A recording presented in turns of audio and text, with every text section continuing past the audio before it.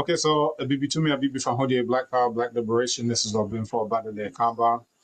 Um, coming at you live from Equipment Mampo. I see a call coming through right now. Um, and I'm representing DOOR, Decade of Our Repatriation, also Repatriate to Ghana. I think maybe we just do a round, go around, and let me change that setting real quick. Just go around and everyone can introduce themselves on the panel. And then I can share my screen in terms of some of the guidance that we have. There are some new updates as of even today that came through that weren't in the original document, but it's consistent with what we already knew. Bimpo, I was Yes, just going to interrupt and ask you to start the recording. yes, it's already started.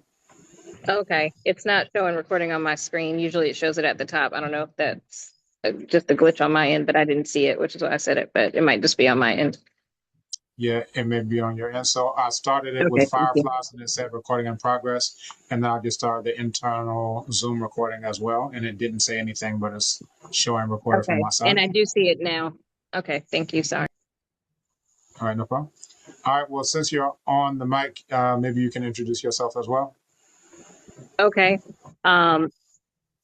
Unless Madam President wants to go before me. I don't know if I should defer to Nana Akosua or Shannon. You're gonna stop calling out my government name. I thought you just said that. You literally just said it. Because you missed the side joke. Good evening, everyone. This is Shannon Nana Akustia McGee, and I am the current president of the African American Association of Ghana. Also Queen Mother from Ejisu. And we are welcoming everyone tonight, and I'm excited about receiving your questions so that we can share whatever information we have. All right, Black Tassie. Brother Yazid.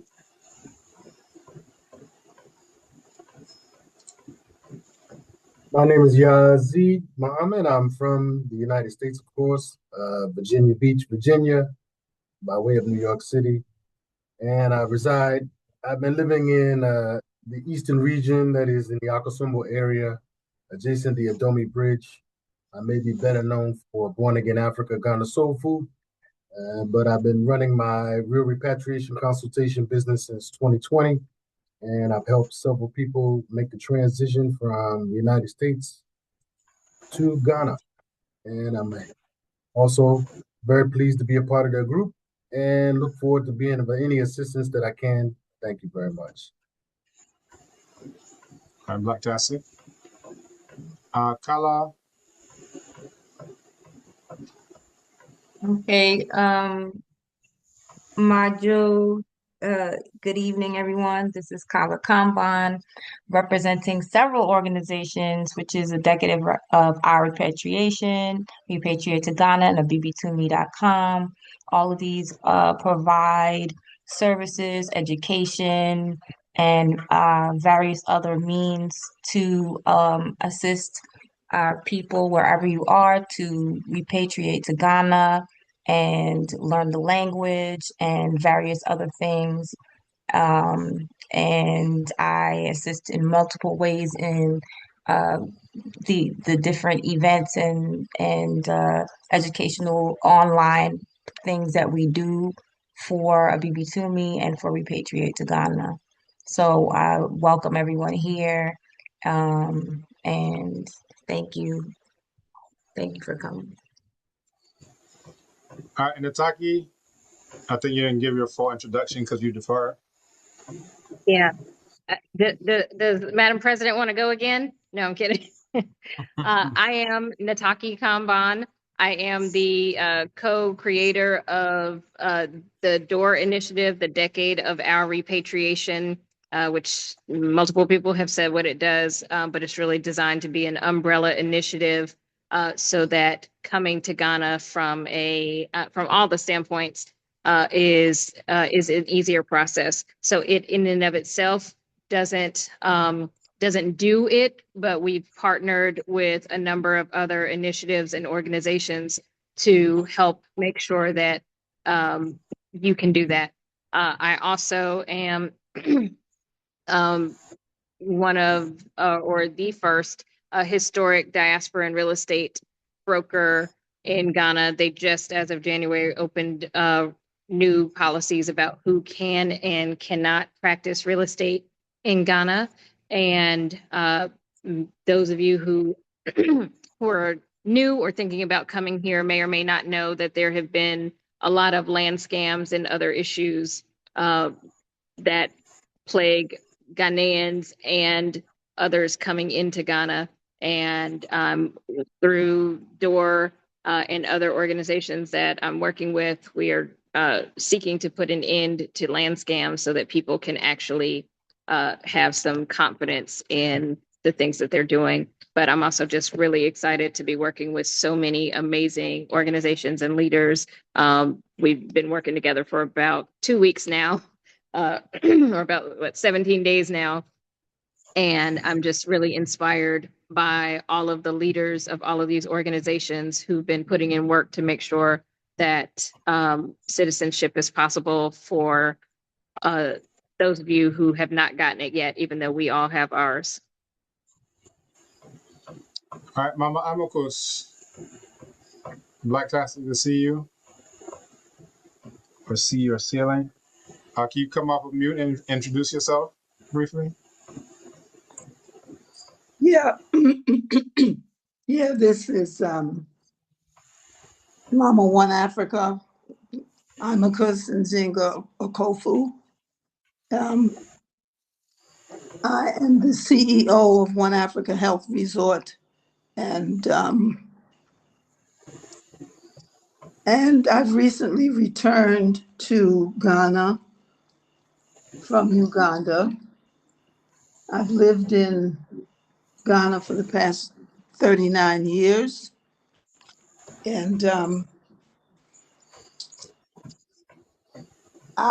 mine and my husband's objectives in coming to Ghana was to be able to example and show diasporan Africans how to return home by demonstrating what we did. I'm also on the Elder Council of CREG, which is the Central Region African Ascendant Association of Ghana, and the facilitator, organizer of the first diasporan coalition over 10 years ago. And you'll be looking at my ceiling only because I don't want to scare anybody. So I'm listening. All right. All right, Mama Africa, Mama One Africa. So we can go ahead and get started. Does anyone have anything that they would like to share before I share my screen and we go to the update? I just wanted to say primarily, whatever questions our participants have tonight, please go ahead if you want to get them off your chest and go ahead and type them in the chat so that as we're going through our presentation, I'm hoping that most of your questions will be answered, but we don't want to miss anyone's questions. And this forum is dedicated solely to update people about what's going on the ground. Thank you. All right, Blacktastic. And if you can keep your eye, once I start screen sharing, it'll be difficult for me to see any other organizational leaders who may join us. But everyone should have, on the panel should have co-host rights. So you should be able to let them in as well. All right. So let me get straight to it. This is what was presented yesterday, and it was based on some updates that we got. And this was coming from a conversation that I know I had with the Deputy Director of Diaspora Affairs, and I believe Nana Kosi also had a conversation that even precipitated the conversation that I had. But essentially, since the town hall meeting, I believe that was on the 1st, if I'm not mistaken, You know, people were waiting to hear, all right, if we're, you know, boycotting the process or stopping the process or standing down from the process or moving forward with the process, what exactly is going on. So that's what this is intended to do. So essentially, what we're encouraging now is for people to go through the vetting process. Based on the conversation with the deputy director, that's Nana Chire Ajimai, he let me know that what they're looking at is a cumulative time in Ghana of 1 year or more. So interviewees are being assessed on whether they have lived in Ghana cumulatively for 1 year or more. This does not have to be continuous in one uninterrupted block. Multiple stays may be counted toward the total. 2, they're looking for strong ties to Ghana.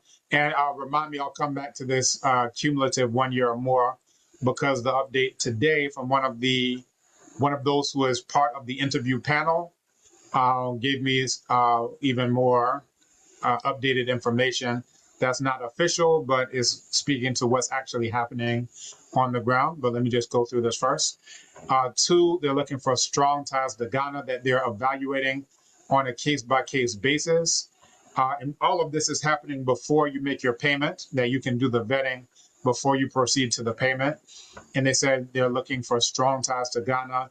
Interviewees are being assessed on whether they have developed strong ties to Ghana, evaluated individually, which may include, but not limited to, starting a business or contributing to local economic activity, purchasing land and or building a house, speaking a Ghanaian language, establishing an NGO or community initiative, or any other demonstrable contributions or impact on society. And as we mentioned yesterday, the more the merrier in terms of any information that you may have that would support your application for citizenship.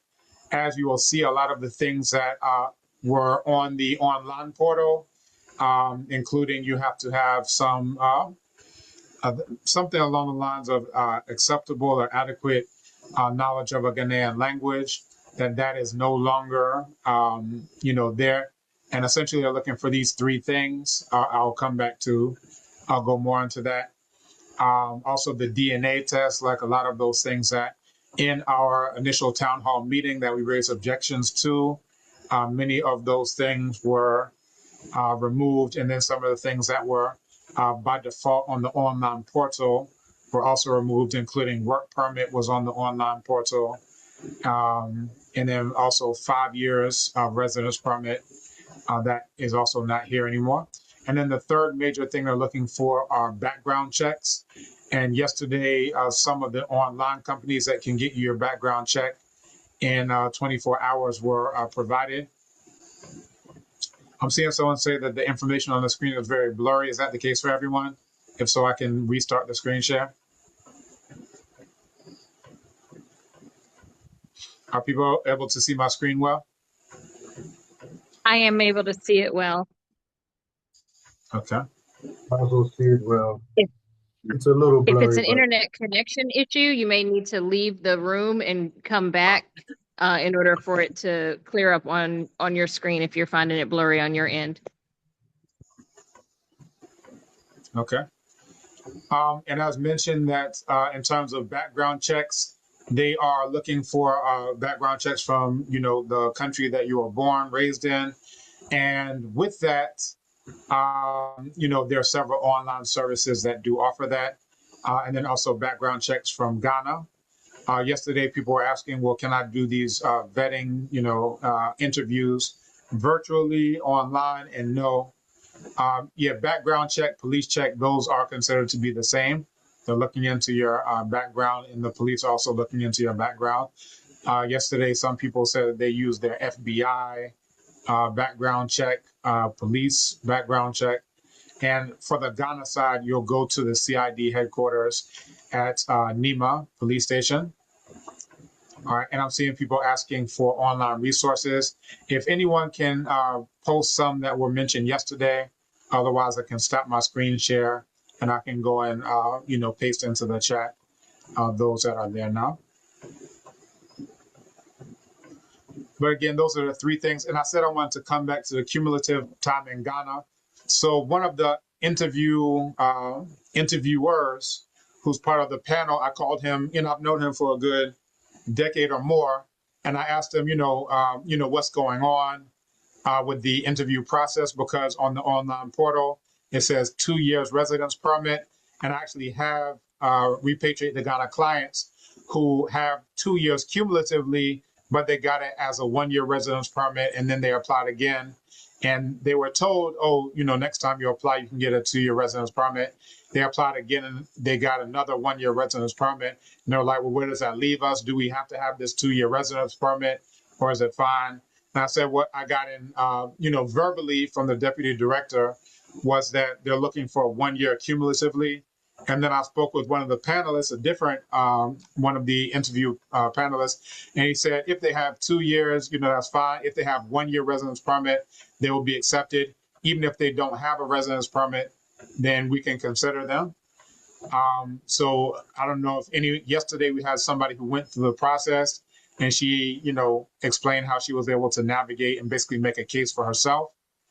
And again, that part is not in writing that, hey, we're going to usher people through if they see fit to do so. But that was reassuring that, they're letting people make their own case and it's not so rigid. All right. And the recording from yesterday's Zoom meeting, yes, I can post that into the chat. So I'm going to stop my share because people are asking for things, and I'm going to find which tabs I can go to get that. So I can turn it over to anybody else who wants to answer some of the questions that are coming up into the chat as I pull up some of the info. Or if you want to go through everything and then come back to it, because I'm sure they're going to be to Nana Akoswa's requests as people are posting things in the chat. We could circle back, but let's see.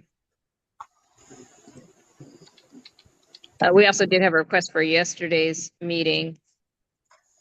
I don't know if it's good. Yeah, I'm going to post the link to that. Okay.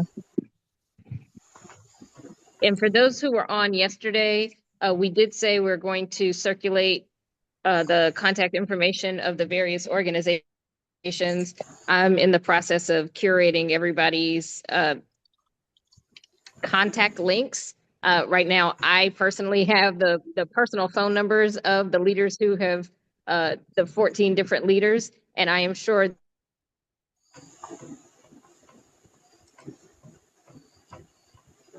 they are not in any position, nor do they want to call, and others. I'm asking for you to give the contact information of your organization, and a Real Repatriation gave it, but Real Repatriation Consultation.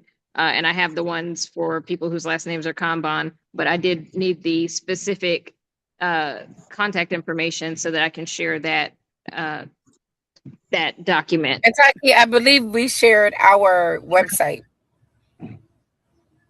You just want people to go to the website? Absolutely. Okay. Should I put the logo on it? Because I was creating a document to send to people.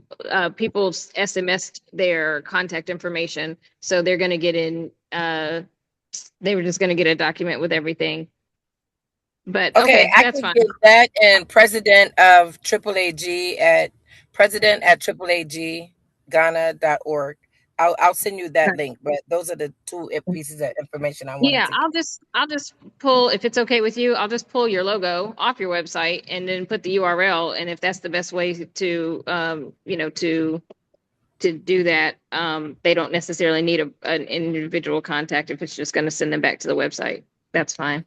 I will want them to have the email, better yet, because in case they have important questions. Have we started answering the questions? Sorry, I had to step off for a minute.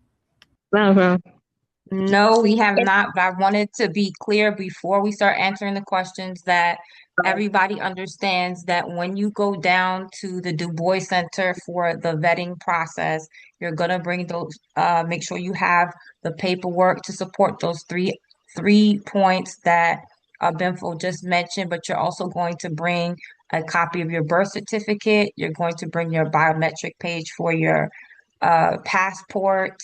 And then you're going to be asked questions about your time in Ghana and various other things related to what was just mentioned in those points. And after you are vetted, You do not necessarily have to pay the fee. You're going to get a text message, if I believe, or an email.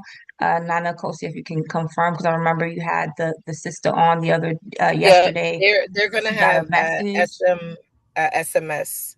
But an Kala, SMS I know you're text. in the middle of giving instructions, but I keep seeing this. The word we're using is vetting. This is the old interview process, so that's important. You have to physically be here for the interview process. The Ghana Right. government doesn't have something where they're giving virtual interviews or virtual vetting sessions. So just like all of the other citizenships prior, you actually have to be here on the ground. And I think that answers someone's question who just asked that in the chat. So you have at this point after you receive your confirmation, then you pay the 25,000 CD fee. We are still negotiating and engaging with government around that fee, but it still stands as of now at that amount. Kala, can And I you come have in? sure, go ahead. The word we used was negotiated. I think what we're doing is we are lobbying the government to reduce the Exactly. fees Yeah. that may impact families in a negative way. Because I don't think they're negotiating with us. We're just Mhm. still trying to engage them to Mhm. implore that these are still barriers. So I just wanted to provide clarity around that. Thank you. I wanted to jump So in that's what I yesterday, if I could, Kala. Yesterday, yeah. I had asked people to put their contact information in the chat if they wanted to get information from different organizations. And I saw somebody private message me their contact. Please do not put your contact information in the chat because it's very difficult to copy and paste that. I think the reason that we had this Zoom collect everybody's name, email, and phone number when you signed up is so that you could get that email. So yesterday it was an open meeting where you just had to click the button to join. But today all of you should have been able to type in your name and email address when you entered the room. As long as you gave a real name and a real email address, then you will be on the list to get those updates. But please do not send them in the chat. We will not be able to copy those from the chat. And also what I've been doing, I put in the websites of a couple, and not endorsing these, but I have Repatriate to Ghana clients who have used binverified.com. And this other one that was also posted into the chat, Clear Checks. And all of those went through, and that was for the 524 of 2024 who got their citizenship. So let's get to some of the questions. Do we need to make a copy of the bio page? The answer is yes. You need to copy everything that you want. What I advise people to do is to make 3 copies. One for the government to give during their vetting process, one to keep for themselves, and one just in case someone loses something, they can quickly access it and submit it. So those are your 3. Back to you, Nana. All right. And I'm sharing the link from yesterday's session for those who are interested in that. A lot of the same information is covered. The major difference was the conversation that I had with one of those who's doing the interviews, who said that they'll even consider people who have less than 1 year.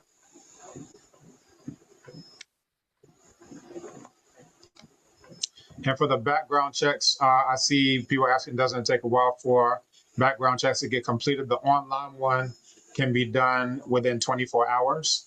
You'll get that as an email that has what's in the databases online. Those in Ghana, of course, you can go to Nima Police Station and they can process it expedited. So they have the regular one, but then they also have the expedited one that can come quicker. Of course, that's at an additional fee. I'm coming back through the chat to answer some of the questions. So I posted a link to the recording from yesterday.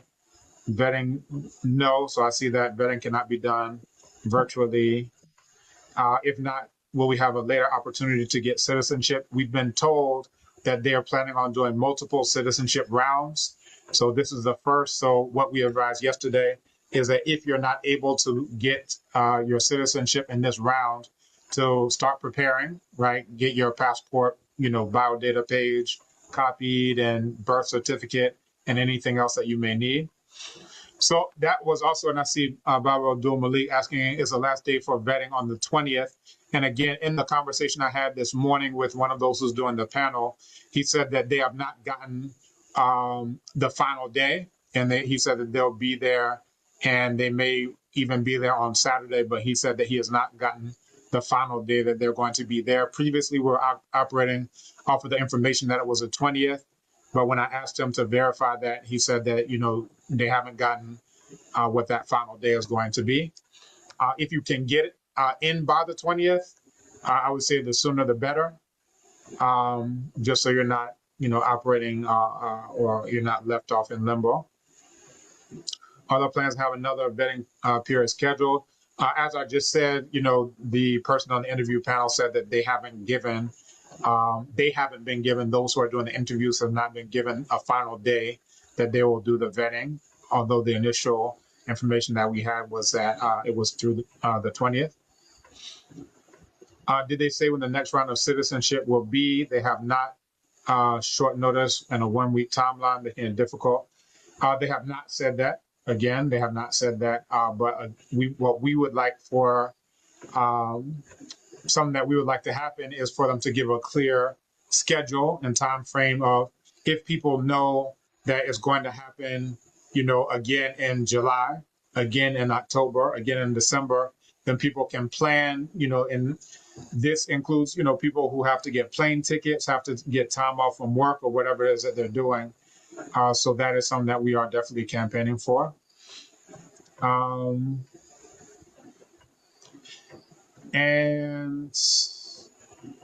I did go over the 1 year again.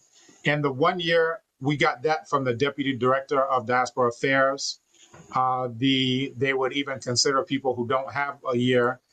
Is from one of those who was conducting the interviews, and there's a panel of them at the Du Bois Center.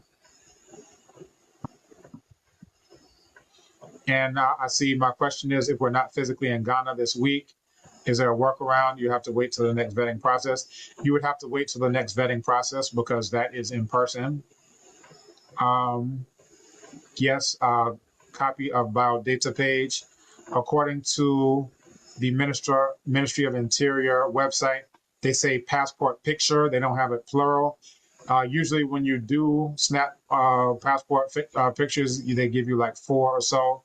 But on the website itself, it says passport picture. And the site has been updated. And we updated this document once the website got updated. And that's when we also called for the meeting, which was kind of last minute. We know, but we wanted to make sure that people had, correct information to operate on. When you go to the Ministry of Interior website, so again, you'll do the vetting before you'll come to the website. You will be told, okay, you can proceed to the website. It has the 25,000 CDs, which again, we are trying to lobby on people's behalf for that to either be waived or significantly reduced. Proof of legal residence is what they have here as 2 years residence permit. And again, when you go to the vetting panel, we've been told that they're considering those who have less than 2 years. Birth certificate, it was mentioned yesterday. Me, myself, and I think Nana Kosia had mentioned recently we got birth certificates within like 2 or 3 days. If, say, you're in Ghana and you need a birth certificate from the U.S., I know New York, for example, I don't know if it's the same in all states, but New York, where I was born, Brooklyn, you can go online, you can request it, and then they'll send it to you. I think UPS, DHL, one of those, and you can get it in like maybe 2 days, 3 days. Once I got that, I had the person who received it on my behalf just scan it in for me, and I was able to print it here and use it as I needed to. We mentioned the evidence of strong ties, that they gave different examples of what would qualify for that. But anything that you can bring forward that shows the strong ties, we were encouraging people to do so. I started the proverb yesterday, and I'm doing the same thing. that a lot of meat doesn't spoil the soup. So if you have, in addition to this, like they're not requiring the DNA, but if you did have the DNA that showed something in Ghana, you can add that to it as well. If you spoke a language, if you started a business, if you bought land, if you built a house, if you purchased a vehicle here, any of those types of things would show the strong ties. If you're married to a Ghanaian, any of those things could show strong ties. And again, they're evaluating those on a case-by-case basis. Police clearance, we've gone over that. And just the couple that I posted into the chat, again, that's not saying that those are any better or worse than other ones, but for the home country, they are accepting the online background checks. As mentioned, we had people who even got FBI background checks, police background checks, where they actually went to their county police station and got it, that way. So they're accepting those. They're just looking for something that is legitimate and, something that shows, your status, right? Bio page of valid passport, that is straightforward, and then passport picture, that's also straightforward.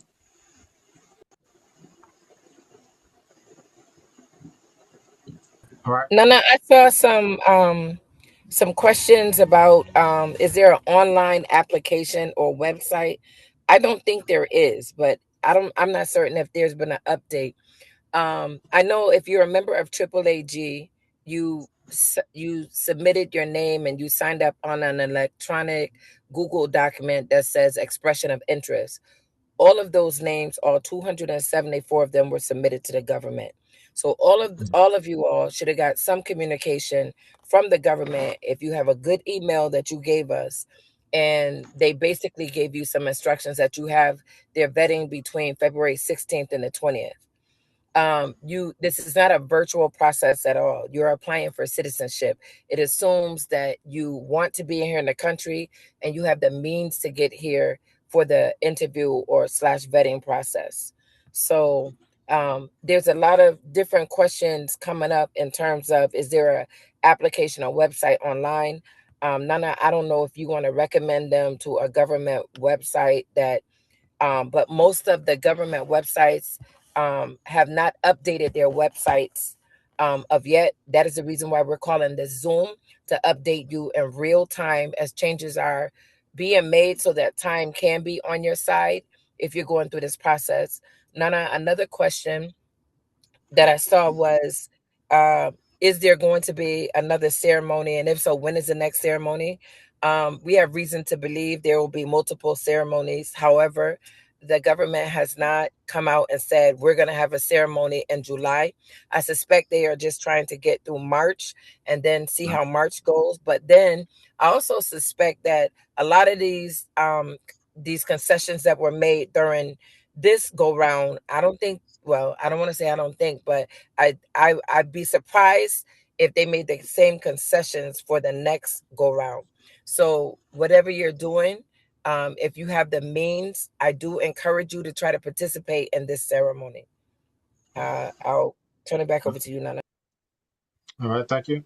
I see Kwame Olatunji is saying, can we get everything put in writing so that it can be changed in 6 months or a year? We've actually requested for some of the things that I've told you, I've been told verbally from Diaspora Affairs, from Immigration, for them to put these things in writing. And yesterday I mentioned that Diaspora Affairs, they said they don't want to put it in writing because it's coming from Ministry of Interior. And the Ministry of Interior had their own reasons for, being selective about what they put in writing. So we're operating on the basis of those who, some of whom have actually already gone through the process. And that's how we're getting verification of what we've been told ahead of time, as being actually the case. In terms of recent background check, yesterday the advice was within 3 months. Some were saying 3 to 6 months. I'd recommend that, the more recent, the better, as far as those things go. And no, Tommy, I just wanted to interject. I mean, even if they do put it in writing now, these are government entities that can and will and could change requirements at any time by just a notice to the public. So to Nana Okosua's point, the fact that they are trying to get through a process in March, it makes sense to try and do what you can to participate. But just because this is what it is now, you should not assume that the government is just going to be like, well, that is the way that it is. Part of the reason why we're even doing this whole activity now is because there was a last minute update, and we all just have to comply with what is public facing when it's public facing. Right. And for the online websites for background checks, those are for those to get their quote unquote home country background checks. For Ghana, you'll go to the Nima police station, CID headquarters there. And then people are saying people need time. So this is actually our major reason for wanting to meet with the government, is because, and that's the reason why we call the town hall AAAG and DOOR and other participating organizations, was because we see how difficult it would be to pull together all of these documents in a short time frame. Initially, they said DNA tests and all these other things, and they were giving us between the 2nd and 6th of the month. And I'm like, if you were already sitting on a DNA test, how can you just get a DNA test and expect to get it back? They announced it on Friday. You're supposed to get it back by the next Friday. So one of the things that we have been campaigning for, lobbying for, is an actual seat at the table at where some of these decisions are being made, because it's clear that there are no historic diasporans who, know our situation or even are sympathetic to our situation because we've gone through it in some of these decision-making meetings where things are happening like this. And I see Nathania Skeen. I signed up on the forum for communication. However, I haven't been receiving any emails. I think that may be for AAAG. My aunt also signed up, and she is forwarding me what she can. I don't want to miss upcoming rounds. Is there another link I can register my email again? I think, I don't know, to that point yesterday, Nana Akosua and others were saying that the best thing to do is also plug into an organization locally. The people who are facilitating this call are keeping people informed in the public in general. But this is not a body of organizations that has committed itself per se to informing the public, where you're joining a list to be perpetually informed. What is happening, and even the reason this call is happening tonight, is because we did it yesterday for the constituents of various organizations and who were on the call, Habasha and the Marcus Messiah Garvey Foundation and the Rastafari Council, etc. And the AAAG, the African American Association of Ghana, under the leadership of the current president, Nana, what is the name? No, Nana Akosua, did not have a chance to let her members know about this. And so we convened another one. So this is really, there are organization leaders who all have full-time day jobs, who have all these things, who are also running these organizations, and to do the best due diligence for our constituents, we're making these available. But we are not in the process of, nor do we have any more bandwidth, I believe, to just make general updates to the public. So please connect with the organizations that are listed if you want to stay plugged into many of the things on the ground happening in Ghana, citizenship being a big one, but there are other things happening on the ground that you should be very much aware of if you're planning to move here. Right. I'll give you an example. A lot of people that are out of country, you'll need a Ghana background check. You can acquire a Ghana background police clearance, but you have to do it online, and there's a whole process. This is so anyone that needs that, send us an email and we will guide you to that process. Today is Tuesday night in Ghana, and you're going to need this information for those of you that are coming in or that are landing right away. So now you're forced to pay an expedite fee, and the longer you wait, the higher that fee goes up. Right now, I think it's 2,000 CDs is the normal price. That's the price that's the cost that if you had a week to give or two weeks to give. But now everybody here is needing, if you don't have a Ghana police clearance, you're needing this thing to be expedited. I do not have time to go sit at Ghana Police Department to lobby on your behalf. So some of you all, you have to meet us halfway. If you do not email me by tonight, I'll create a group chat or a Google form or something to help. Then I'm sorry, I won't be able to assist you. For those of you that are going to be traveling in, because I do, some members have alerted me that they will land on Thursday. So whatever I can do to assist you, we will do that, but you got to meet us halfway. In addition to, I want to send a shout out. There was a question, Nana, that they said, why all these changes? We have a running joke called raccoon eyes. If you look around all of our eyes, you'll see these black circles because many of the people here have not slept because we've been paying attention, lobbying. Nana wakes up early in the morning calling government officials. He stay calling them. And we kind of like throughout the organizational leaders here, we've been tag teaming. When he get tired, another person start around the calls. When they get tired, another person start around the calls. So all of this is advocacy and lobby because we want to see our people get their citizenship. Go ahead, over to you, Nataki. And I just wanted to clarify what you just said, because it was the opposite of what I said. So I was thinking that you were doing this with people within the organization, but did I hear you say that people who are not necessarily members of AAAG can also contact you and get help? Did not hear me say that. The members of AAAG, if you need help getting a background clearance, I'm here to help you. Okay. These are people that are active members. They pay the fee, Exactly. and that's one of the benefits of membership. If there is time, I guess I could, or if you become a member today, that's what I don't mind doing for the members. But they still got to give me this like by tonight. Exactly. I just wanted to clarify because my point was that being a member is how you stay plugged in, and your immediate thing after that was about helping people. So I did want to clarify that the because everybody is doing so much right now and they're already overwhelmed with their own membership. If you're not a member of these organizations yet, you may not be able to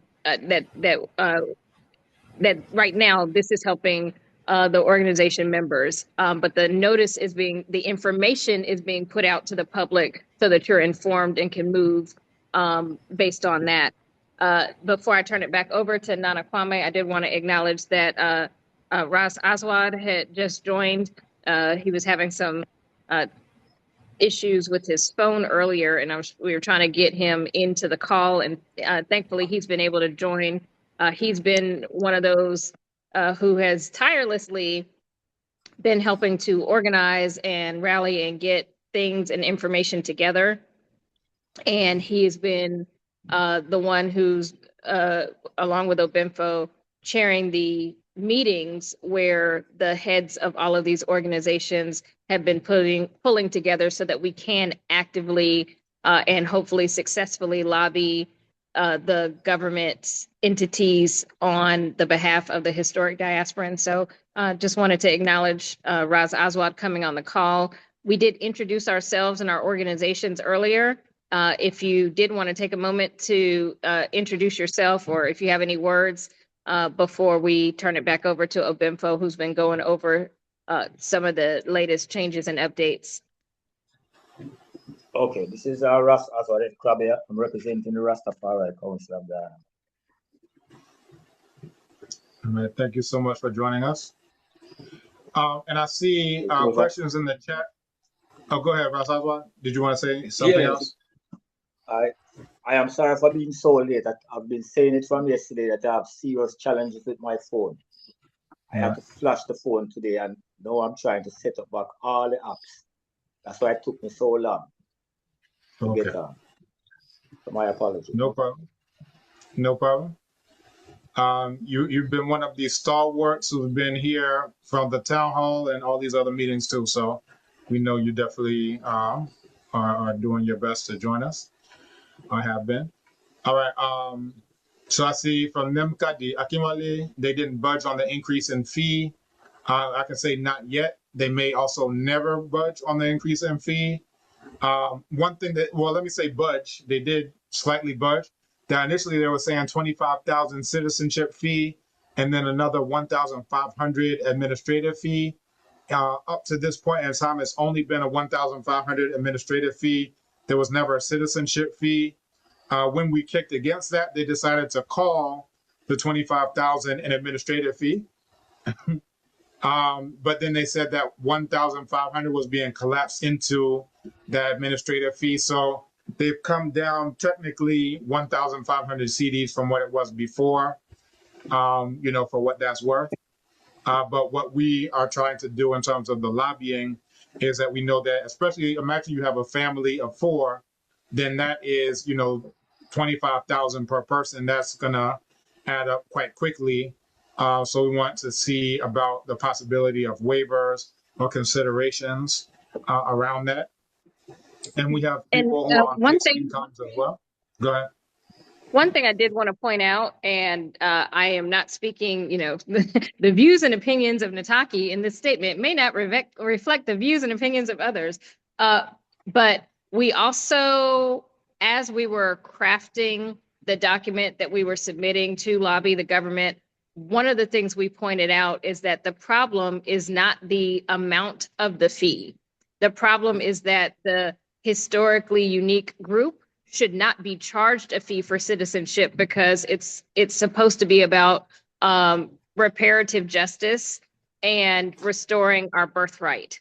So as you talk to others about this issue, it's very important that you understand the narrative that we are using, because if you say, oh, it's too expensive, oh, I can't afford $2,500, it is going, in my professional opinion, it would have backlash on the diaspora community, because when you immigrate to a new country, and this applies to everywhere, and if you, whatever country you live in, I know you have seen and witnessed what happens with immigration policies. There is always someone in some country that says, hey, look at those immigrants. They're poor. They can't do anything. They can't even take care of themselves. They're a burden on society. And now they're destroying the country. And so if we lean into, oh, we can't afford $2,500, they're going to be like, well, then why are you coming here? Because we can't, as of right now, Ghana can't even employ its own people. There is a youth unemployment problem. There are problems with all different kinds of things. And when they're talking about citizenship, and again, we've not had this, I don't speak for any other organization right now. I'm just speaking for myself, Nataki. When you start running a narrative about indigence, even coming into the country, you run the risk of being seen as a population that is a burden on society. And then if you're now a population that is a burden on society, there is a different way that you're treated, as opposed to we are here because of reparative justice. And in the spirit of reparative justice, we should not be paying fees like this, whether an individual or a retiree, et cetera. So I just wanted to make that point, because as you're talking to others, we want to be sure that the narrative is clear. Now, we do recognize that we all, that there may be some burdens in moving cash quickly, but let's also make sure that when you are planning to make the move, that you are doing it knowing that you need to have some financial stability things in place so that you can have a successful move. I know Nana Akosua helps people who are moving to Ghana. Brother Yazid helps people who are moving to Ghana. Obviously, Obimfo helps people moving to Ghana. I think most of the leaders on this call, I'm sure, Raza Aswad helps people who are moving to Ghana. I'm sure Kivoy helps people who are moving to Ghana. But there are very real economic constraints that make it where you should know how you are going to finance your move and your stay. It should not be that you get to Ghana and you're like, oh, now I will make a plan. So it's not just about getting citizenship. This should be a thoughtful conversation. I welcome everybody who does help people move to Ghana. Well, we're going to share the list, but I welcome all of those who are a part of the 14 leaders who have been moving this forward to put your information in the chat, because a passport is one thing, but being able to maintain in this country is a different story. And I'll just land with, there are a number of people who came in 2019 when I came, and because they didn't necessarily have financial plans in place and some other things in place, they've had to go back to wherever they came from, be that the UK, be that Canada, be that the US, be that Caribbean islands. So this is not a cakewalk. This is not easy. And if you're not in it for the long haul, and if you're not planning for the long haul, this passport may not do for you what you think it will do for you. So let's be strategic. Let's be forward thinking, and let's make sure that we are thinking beyond the passports. And just to that point, I appreciate you sharing that, Nataki.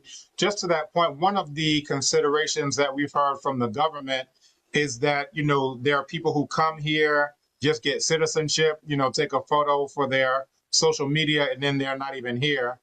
Well, one of the things that has been a challenge is that they have not been providing any type of comprehensive repatriation services.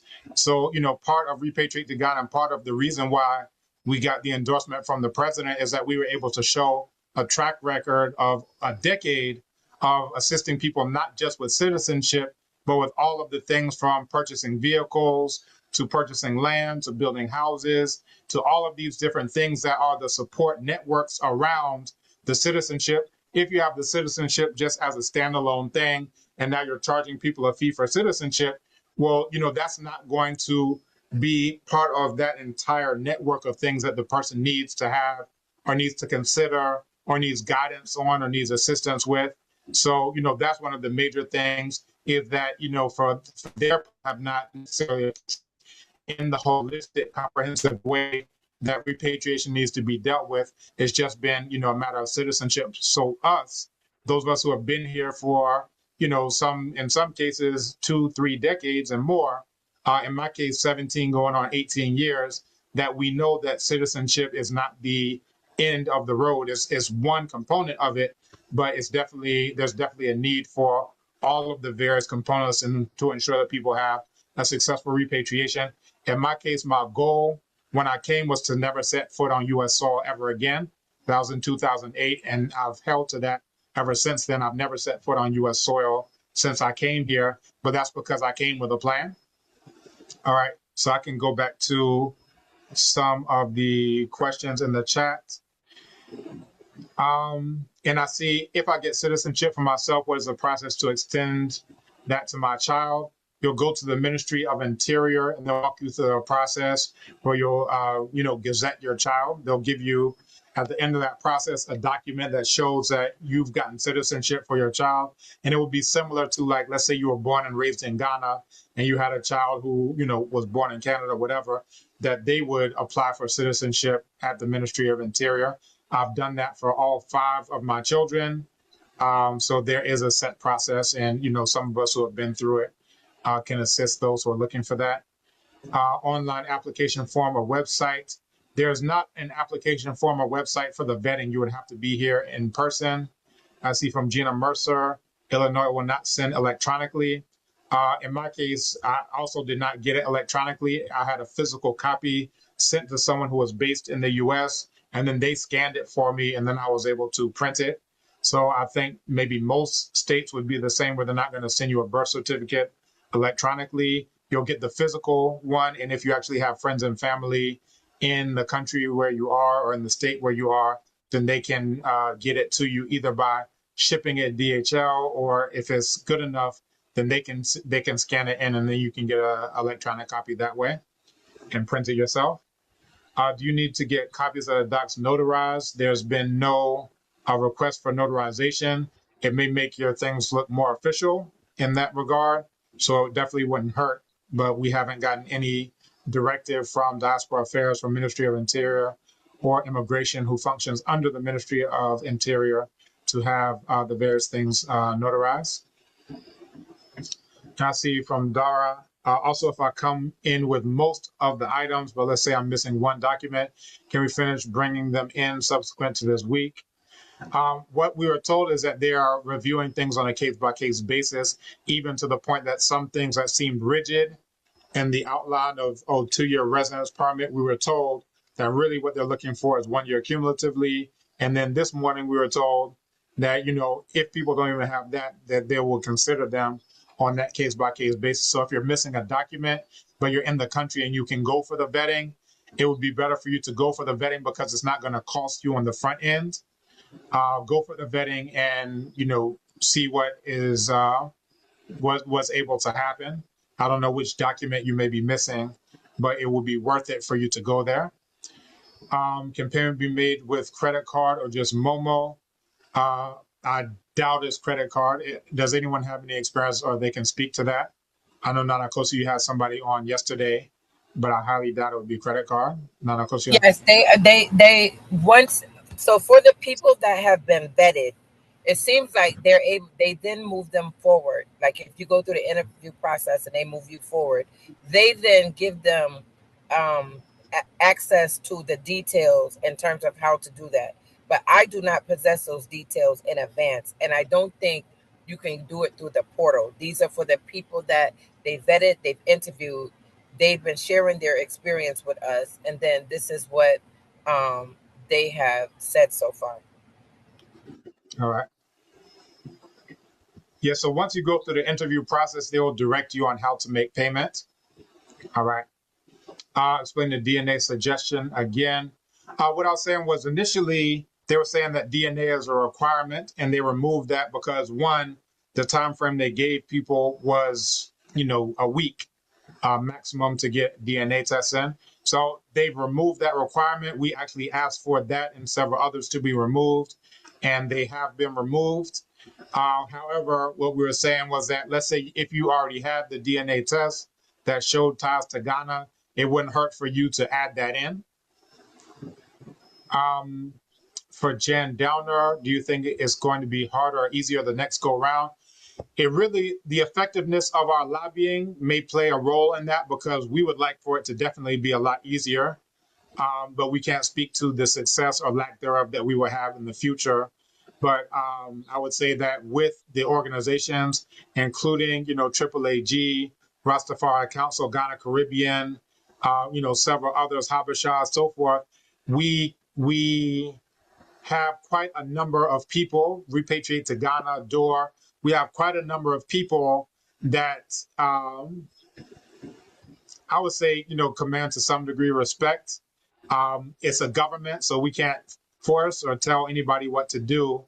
But, using the fact that we have a lot of people whose, lives they've uprooted, what I told them is that I have people who have sold all of their worldly possessions and they've moved to Ghana. They bought kantankas, they bought land, they're ready to build their house.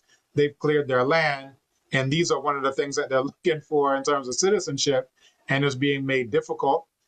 So I'm actively campaigning for those who I represent, in terms of constituency, and as are the presidents and CEOs or business leaders who are also, part of these 14 organizations who came out for the town hall in the first place. So we're campaigning to make it easier, but we can present no guarantees because, again, we don't have the power to force the government to do anything. But I would say that the efforts we've made so far have definitely yielded results in terms of them pausing the process and restarting the process with a slightly different set of requirements now.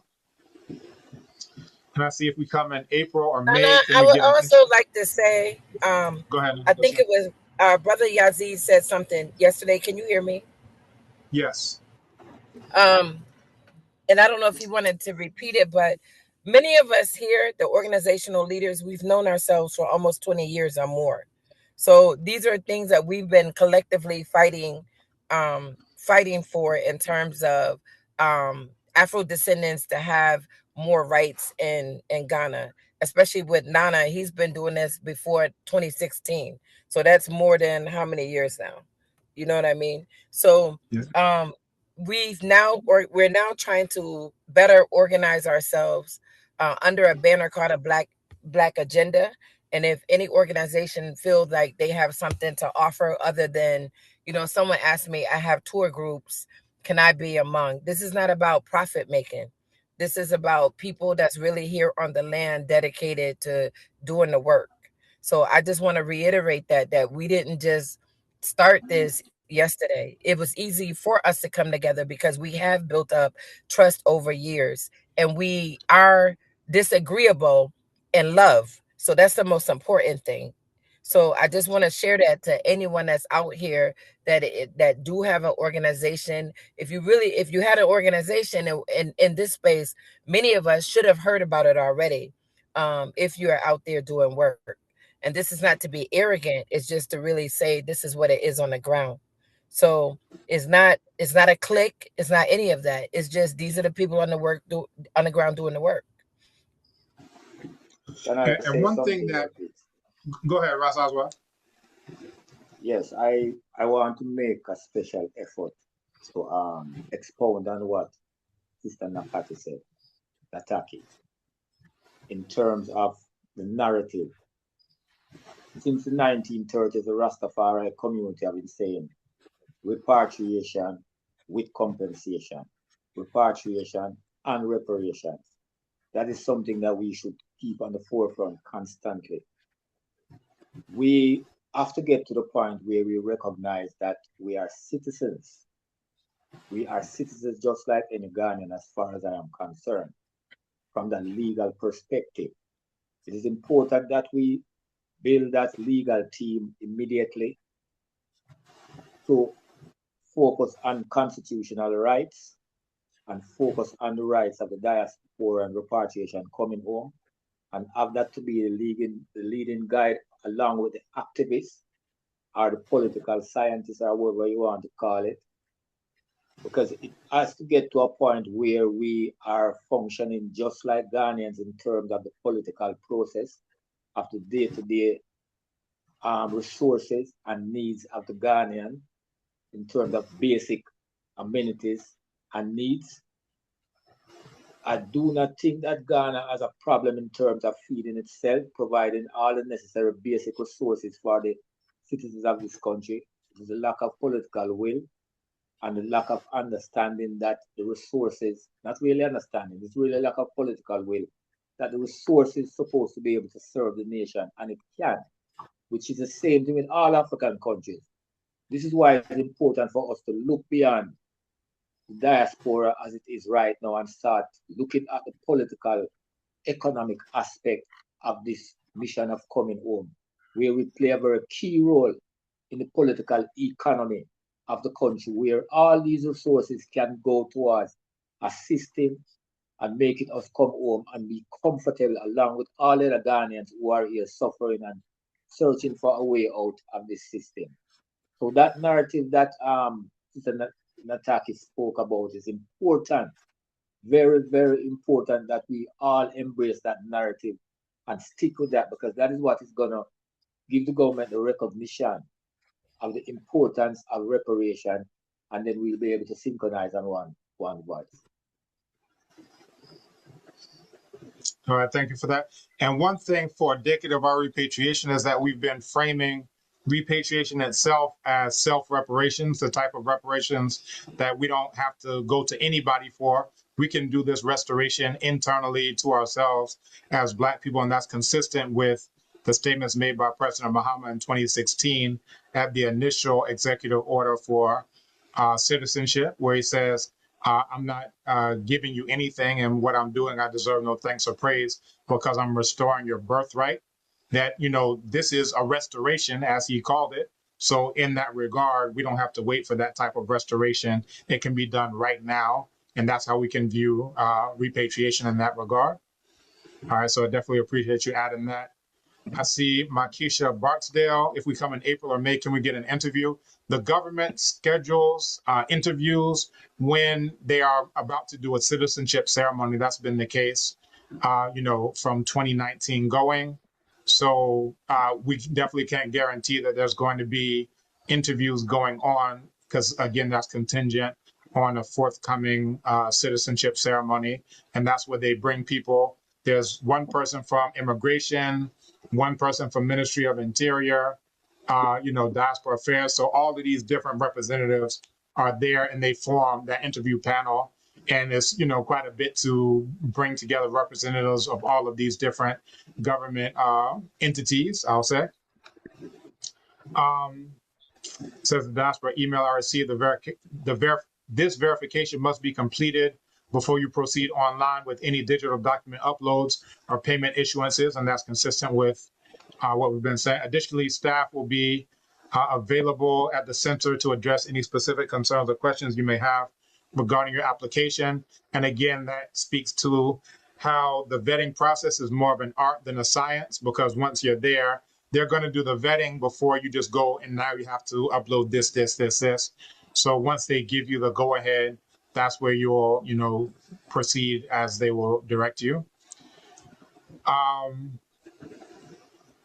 So is there any reason why these changes are taking place? One reason is because there's been a change of government. And the last time the NDC did a citizenship, it was us in 2016. The last few citizenships that have happened, 2019, 2022, 2024, and the beginning of 2025 were all under the MPP. So as the NDC is coming in, we weren't quite sure what to anticipate. We were thinking it would be even better and even easier than it was under the NPP. However, it is what it is, that this is a new administration. So, a new administration means that changes are going to take place, right? So I'll leave that at that point. We need to have a seat at the table, exactly, and that's, again, what we've been lobbying for. I'll look for a local organization here in ATL. I think you may be interested in looking for an organization here in Ghana if you're interested in citizenship, unless maybe you know of an organization based in Ghana that has branches in ATL or something like that. According to Been Verified, I don't exist. In that case, you may want to, I was I was saying this the other day, I was like, why do we need a birth certificate? I'm here, right? I'm evidence that I exist. So if that's the case, you may want to look into another service. Your records may not be with whatever Been Verified is going to look at in terms of criminal records, background checks, or so forth and so on. So there are a lot of online verification services. So if that one isn't working out, please just move forward to the next one. ClearChecks is another one that I have clients who used, last time. Sorry for the 524. Alicia Wright, it's going to be difficult due to the fees and the plane ticket to be there at the same time. There are a lot of things that are coming together. Some people have, had the cost of shipping all of their, worldly possessions and so forth, all of these types of things. So we are very sensitive to that. To Nataki's point, we don't want to, come into the country saying that we're broke. At the same time, we do recognize that this is a significant hurdle for people, especially when it's multiple people, when it's an entire family. Then you're talking about $10,000, $20,000 that you may not have been budgeting for in your repatriation, and it may be a challenge to pull that together. And that's the reason why we continue to lobby, those of us who are the representatives of these organizations. I'm seeing people thanking us for the hard work. I appreciate the thanks. I'll try to get some sleep commensurate with those thanks. I'm sure the others who have the quote unquote raccoon eyes are going to try to get those as well. We need to try and pressure government. The process costs lots of money. That's accurate. We won't call it that we're pressuring the government, because that sounds such a way that the government will say whatever they say. So we're going to make Maybe our we don't request. want We're these going to people. lobby. You said, Nataki? Nothing. I won't even go down that road. Okay. I did have an anecdotal thing related to that though. I did have a conversation. I did a presentation and I had a conversation yesterday with someone. I did a presentation called "How to Turn Your Diaspora Dollars into something, what Ghana returns or something." And I had a conversation with someone who said, "I might be thinking about investing in Ghana, but I might have to move some money around because I need to make sure that I'm able to, pay my electric bill and stuff like that." And to the point I made earlier, if now, not to get too deep into it, but your dollar stretches further in Ghana. Right now, it's stretching 12 times further, 10 times further, depending on, what exchange, what Forex you're using. But it doesn't create money out of thin air.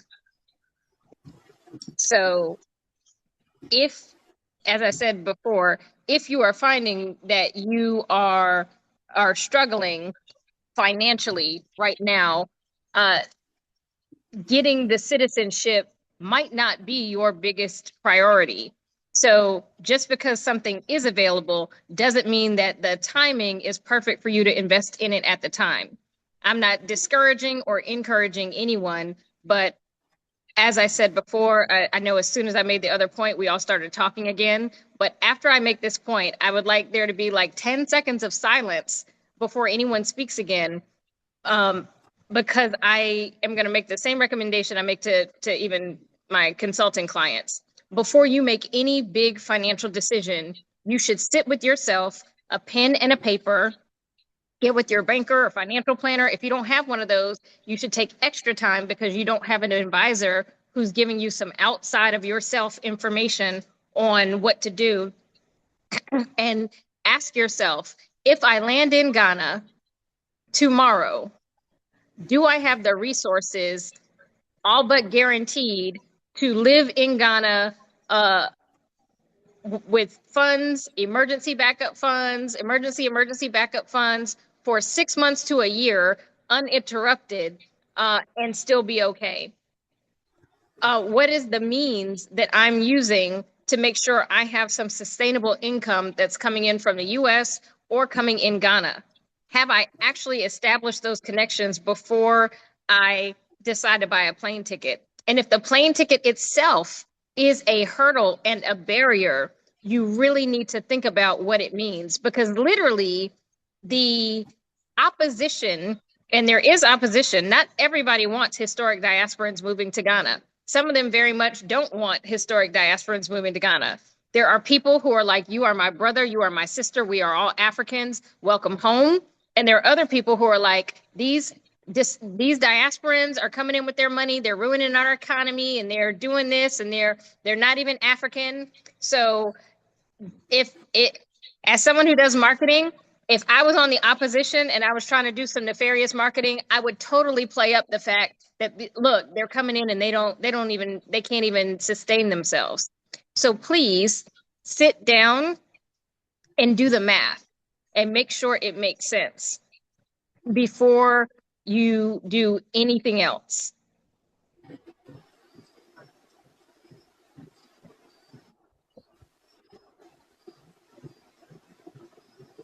Well, let me come in Just and because she's my big sister, that's why I honored her 10 seconds. Otherwise, I would have been like, yo, I got something to say. But go ahead, Yazid. yeah, I was going to say, she makes a really good point. However, you have a lot of people that move on spirit. And I've had several conversations with people say, well, I just felt this was the move for me. And, da da da da da. I, even myself, I didn't necessarily have a savings when I came to Ghana. However, I was a dependent. And the situation here can change drastically fast. And one thing I try to teach through my own service is sustainable repatriation. So, you need to find a way to have a more than one revenue stream. The hustle here is different. You are very fortunate if you can be a Dr. Malana or a Dr. Cambone, and work for a university. that is let me say, that is a unique situation. But for many of us that just come as Yazid Muhammad, you're gonna have to get it out of the mud. You know what I'm saying? So you're gonna have to find a way to work remote or get support from others in order to make it through maybe some difficult times. And everybody, as we all know, life is like that. It goes up and down, side and side. So yes, she makes a really good point. Citizenship is a very good thing to have, but if you have to spend $10,000, $12,000, and you don't have a house to live in, you don't have a car to drive yourself around, then maybe you're putting your priorities in the wrong place. You really need to align those things up first. Before before my family even moved here, we had a shelter. You know what I mean? And if you come in and thinking you're going to rent and then turn around in 2 years and think the rent is going to be the same, you're going to get a welcome to Ghana experience, because the landlord can double the rent for you, and that happens a lot. What I've seen people do is they will rent a place, then want to start a business, rent another commercial space, then turn around and buy a car, and before you know it, business doesn't move as fast as you may think, in terms of catching up with your investment. So, and real life is happening. This morning I woke up, my daughter eye was swell up, and unexpected expenses happen, and that's just part of it. That's just part of life. So, and if you really don't know how to navigate living in Ghana, something small could become something very big really quick. So, people get malaria and have malaria, don't know they have malaria until they fall down sick.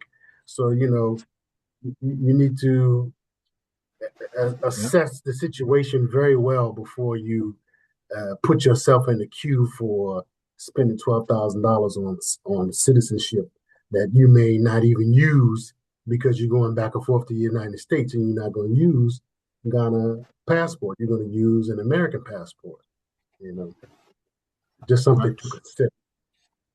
Yeah, and I appreciate that. I do want us to come back to the chat, but what you all shared, I wanted to just share a couple of anecdotes to that point. So people see me online. I've done interviews and so forth. So every now and again, somebody will show up at the University of Ghana and they'll see my number on my door, room 224, and they'll give me a call and say, "Oh, I'm here in Ghana. I'm interested in repatriating, your service." Now, there's a reason why we have Repatriate to Ghana set up in the way where we actually gather all this information about the people before they come.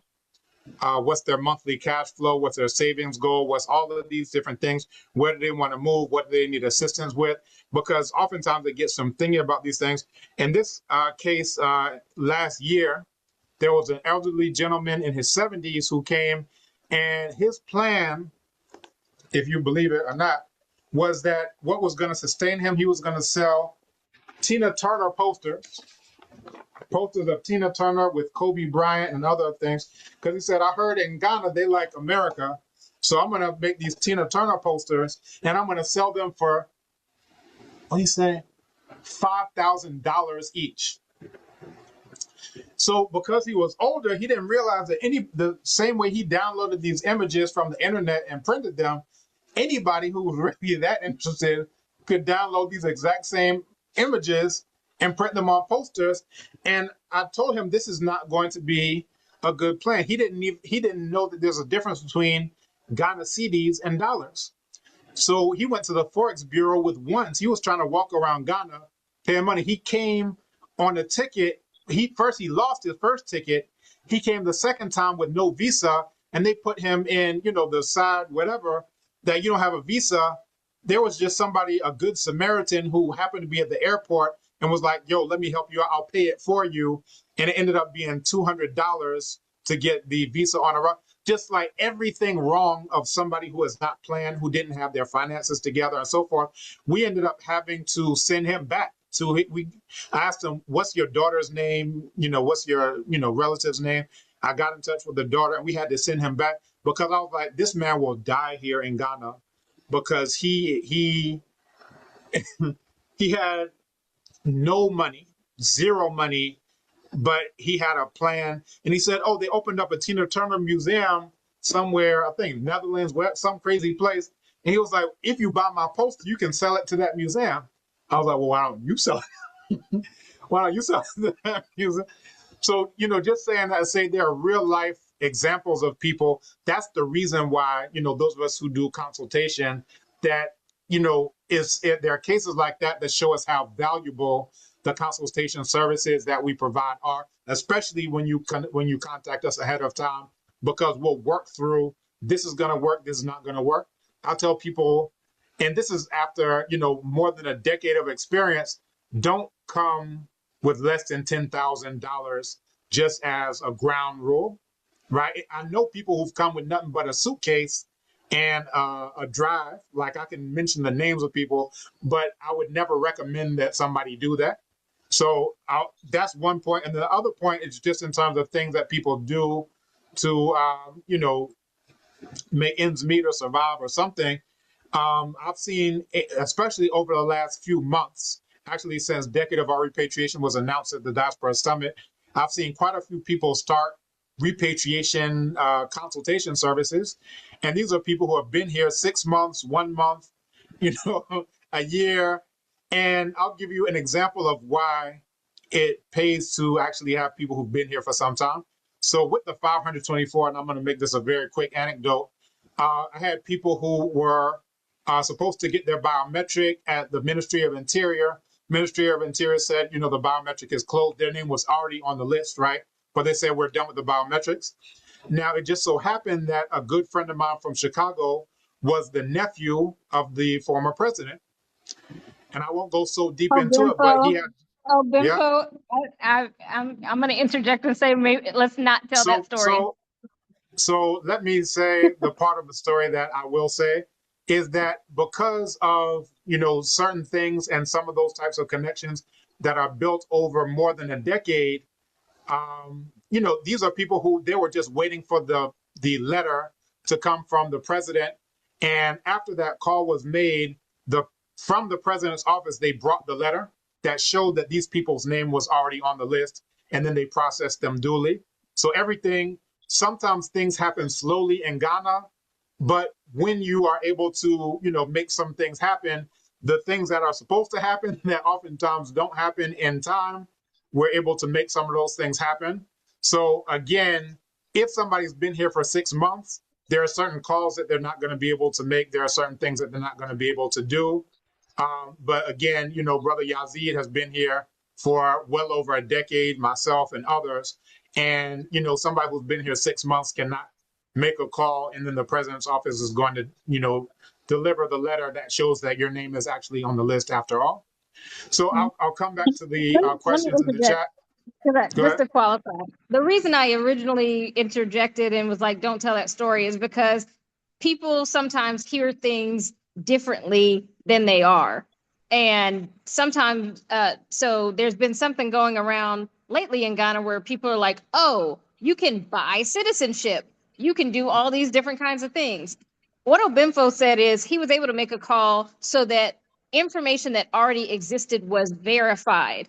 And that's a very big difference than some of the people who are going around saying, I can get you citizenship. You can buy citizenship through me. And so, there's nothing wrong with his story, but it's a cautionary tale, one, because people hear things differently than they're intended. But I also wanted to come back to the point that I got a call, I believe it was June 18th, 2025, because I was in Atlanta at Obimfo's daughter's graduation. And I got a call from someone who had all of these questions about moving to Ghana. And I told her to go to repatriateghana.com and register. And I told her about the form that you fill out that asks all these questions, et cetera. And she was like, oh, I think I already filled that form out. And she was like, yeah, I filled that form out. What you're saying sounds familiar. I did that. She was like, but I didn't like how they were talking, and I just had some problems, so I wanted to call somebody else. What we discovered through the conversation, what she and I discovered through the conversation, Obinfo mentioned this yesterday. He was a client of mine. He was doing a lot of this for free. He was really stressed out. I think 3 kids at the time, working at the university, doing all this stuff. And I came up with his business model for him for Repatriate to Ghana, so that it ends up being a win-win. And it also allowed him to have teams of people who could do a lot more on the groundwork, to help get things done faster. The person said she recognized the form because there was another company in Ghana that had completely duplicated the website that my firm created for Repatriate to Ghana, down to the form, down to everything. They just changed the pictures and everything, and then they were almost. I mean, I don't want to get into a legal thing. Well, it's already legal because it's intellectual property theft. But from what the person said, they had some serious reservations because the things that the people were talking about did not go along with other government entities that they were coming across. It wasn't on the up and up. And this is, again, why it's going to be important for you I'm going to link this back to joining organizations, because this person just went to a website online and she doesn't know that, yeah, this is an absolutely legitimate business concept, but it was stolen verbatim from a legitimate company and is now being pushed by a company that has no credibility whatsoever. They are taking people's money and they're doing whatever. So if you are part of an organization, you will be part of conversations that will allow you to find resources that are actually genuine and that are run by people who have some integrity and who are actually good at what they do. So if you take nothing else from this call, note that you absolutely have to get plugged in. And I said that was the last point, but I will make one final point that I made yesterday that I think should be echoed for this recording for people who weren't here yesterday or people who will only hear this recording. And that is, when you come here, I cannot stress enough, and I wish Keyboy was here because he threw up an amen with that, the chair of the Ghana Caribbean Association. You will be surprised on a daily basis that things that you know to be true wherever you're from are not true in Ghana. It is a learning experience every day. And for the people who have been here, I've only been here 7 years, since 2019, but for people who've been here 15, 20, 30 years, I'd love to, have you all echo that. I cannot stress enough that you should not underestimate that you can just walk off a plane and enjoy life without learning that Ghana is unlike any place you have ever lived, even if you've lived other places in Africa, but especially if you've only lived in so-called Western countries. This is going to be a major eye-opener. And I'll also say, especially for women, there are a lot of us who walk around independent in the US. You can get things done. You can make power moves. It is very different for some of us, not all, but it's very different for some of us where there are things that are harder for you to do as a woman in Ghana, especially if you don't know the language, especially if you're not connected to certain people and resources. So that is not a cautionary tale by any stretch. It's not a deterrent, but it's so that you can move here prepared to do the things that you need to do to have it be a successful move. So I will land on those 3 points. Make sure you're dealing with vetted sites, organizations, and people before you do anything. Make sure you have some strategy and plans in place. Make sure you have a business plan in place. Come on, spirit, but back it up with some financial planning. And then make sure that you understand that what the government is doing now is they're making sure that people can't get people citizenship on a wink and a smile and a underhanded payment. They're making sure that if things are done the right way, you might be able to have somebody make a call and say, this person is already doing everything. Maybe their paperwork is is lost in bureaucracy. Can you check on it? But I will leave it there. I will leave it there. Hopefully you got Nataki, some takeaways from that. I just want to say thank you for that, and I co-sign everything you said, 100%. Sorry if for the background noise. I'm in a car. All right, Black Tassie.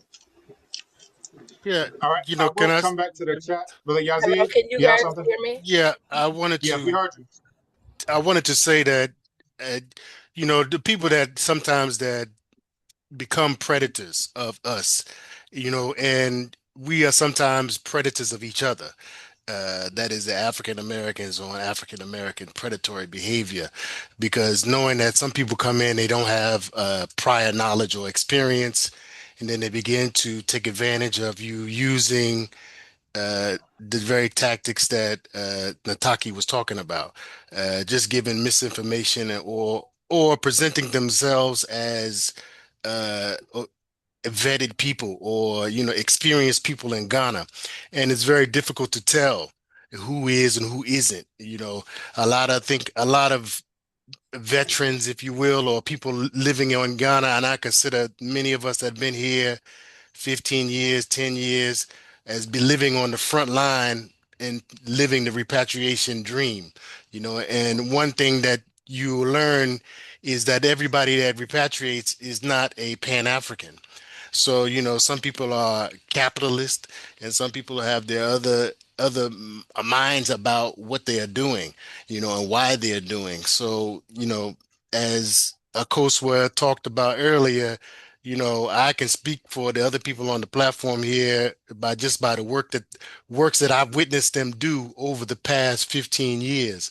We've all shared some of the same spaces, same programs, that are pushing sort of a same agenda, and that is repatriation and giving our people a better option, and essentially that is why we're all here. And my service does not cover the entire spectrum of Ghana, the 10 regions of Ghana. I'm specifically in the eastern region. I'm in the Akosombo area. That is where probably I would say the base of my operations are and where my network is. That is my best ability to help you with accommodations, with learning the area, with knowing the local traditional network that is here. That is my area of expertise. I can't tell you something about Accra when I didn't establish myself in Accra. I established myself in the Akosombo area. I'm well known here. So, and I'm sure other people have their own uh, areas of expertise, I would say. So that's something that you should consider when you're looking for a place where you want to get established. Not everybody's going to establish in Accra. A lot of people start off in Accra and then expand to outside of Accra. After you've been here for some time, then you may decide, I don't want to live in the city. I want to live in a more rural area. And then, before you start to learn that there's, oh, Yazi's in Akosombo area. This person is in Abri. This person is in Mampasi. This person is in the Volta region. And that's how the network starts to work on our behalf. So I encourage even myself to join some of these other organizations so that we expand the network, and that when you need somebody in a different area or a different region, you can use those networks to solve your solutions. Thank you very much. And definitely, if I have somebody who says they're interested in Akosombo, I would definitely say, Brother Yazid, I've known him for over a decade. Even in the run up to citizenship, Nikwesi Kwatse, we all came and spoke at Born Again African. So, there is a level of mutual respect. And then also, anybody who says that they can assist you, this is kind of a sidebar to, some of the questions, because I do want us to go back to the chat and then start to round things up. But anyone who is presenting themselves as being able to assist you, you can always ask for their credentials, right? And I always tell people, like, you can go to room 224, African Studies, University of Ghana, and that's where my office is. When you go to Repatriate the Ghana website, you'll see that we've been endorsed by the Office of the President. I saw somebody in the chat say something similar. But this is the letter. This is a stamp from Diaspora Affairs. Ghana Tourism Development Company. They should be able to show you, right? That's the letter from Ghana Tourism Development Company. Real estate. This is the real estate broker's license. This is the invitation from Ministry of Foreign Affairs to participate and be a speaker at the Diaspora Summit. And this is the Diaspora Summit media launch. So like, it should not be difficult for anybody who has been here and is legit or whatever to, one, like I said, I could be a recommendation for Brother Yazid and vice versa. And then beyond that, there should be something that they stand on and that backs them, that shows that this is somebody who's legitimate. This is somebody who, my sister, as mentioned, she's the one who even told me about the real estate broker license. My wife also became a real estate agent, licensed as a historic diasporan. So these are the types of things that you do when you're here and you're like, I'm actually interested in helping people. It's not like I got here 6 months ago, I don't know how to sustain myself, so let me try to do a cash grab. No, for some of us, this is what we've dedicated our lives to, right? And Nataki is the one who even convinced me to make it a business about 10 years after I had been doing it for free and, running my car into the ground and all this other But type of stuff. Nana, She's like, that's what I wanted you to emphasize right, when Baba Yazid was talking. Not to cut you, right, but we've been doing right, it free for so many years, and it's to the point you can't do it for free anymore. Back then, you had one child, and now you have more than one child. You even have a beautiful wife. But I'm just saying, like, because I hear people saying, thinking like it's about money. We're gonna do this with or without money. So I'm glad that Taki is in your corner now, so that you can feed your family properly. But all of us, people were asking, how do you get put on? We've been doing it free for years and years and years.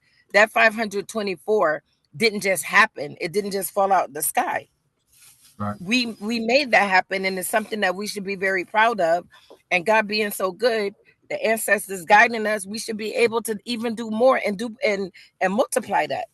So I just wanted, because you're being like very, very, very conservative, but we've been at this for too long for free. And Right. so that's important for you to say. Yeah. And what I'll say is, what we do is to sustain keeping the door open. Like the way I'm able to get internet to host this meeting is because I'm keeping the door open to even let you all know this is how citizenship can come about. This is where to do this. This is where to do that.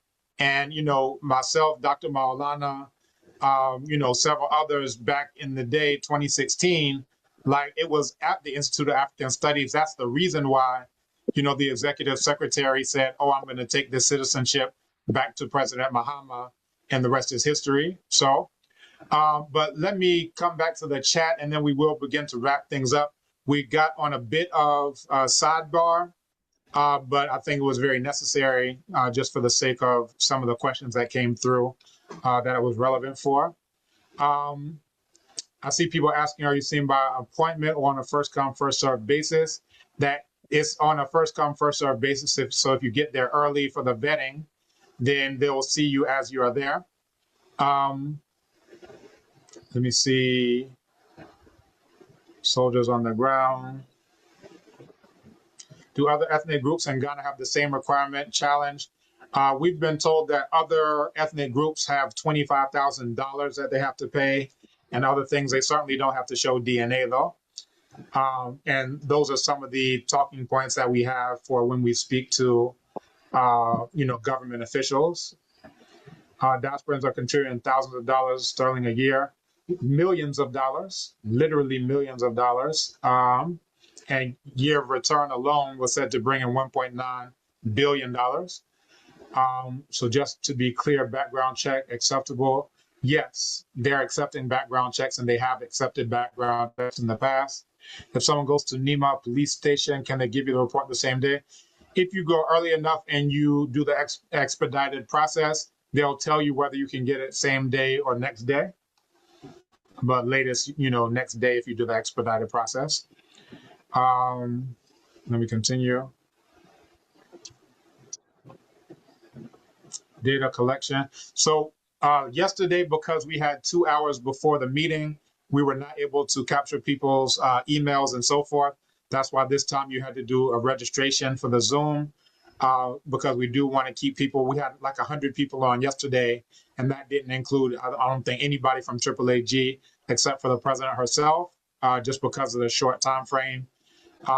So this time we are trying to collect that information so that we can keep people informed in those ways. But one of the main things that was said was to join an organization. Several of those on the line I know are Repatriate to Ghana clients. And yeah, so try to join an organization. But apart from that, we'll do our best as far as that goes. Can you please let me know of a good bank? If you're talking about a good bank in Ghana, for a good 15 years, I've been with Cal Bank. I've used EcoBank, but their fees have been exorbitant. But, you know, others can just speak to their own experiences. And yes, I'll you can chime if you in. oh, go ahead. Again, I will repeat, as a marketer, I drink the Kool-Aid. EcoBank advertises itself as the Pan-African bank. And the day that I walked into GT Bank and saw that they had like modern furniture and modern machines and all of this technology, and the furniture wasn't broken down and all kinds of stuff, and their app works, I was like, wait a second. I do not recommend EcoBank.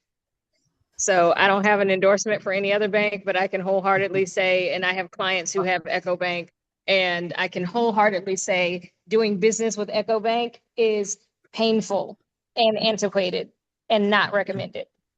Mm-hmm. Yeah, and Cal Bank is up to date. So I would only recommend a Black-owned bank. Not every bank here in Ghana is owned by Black people.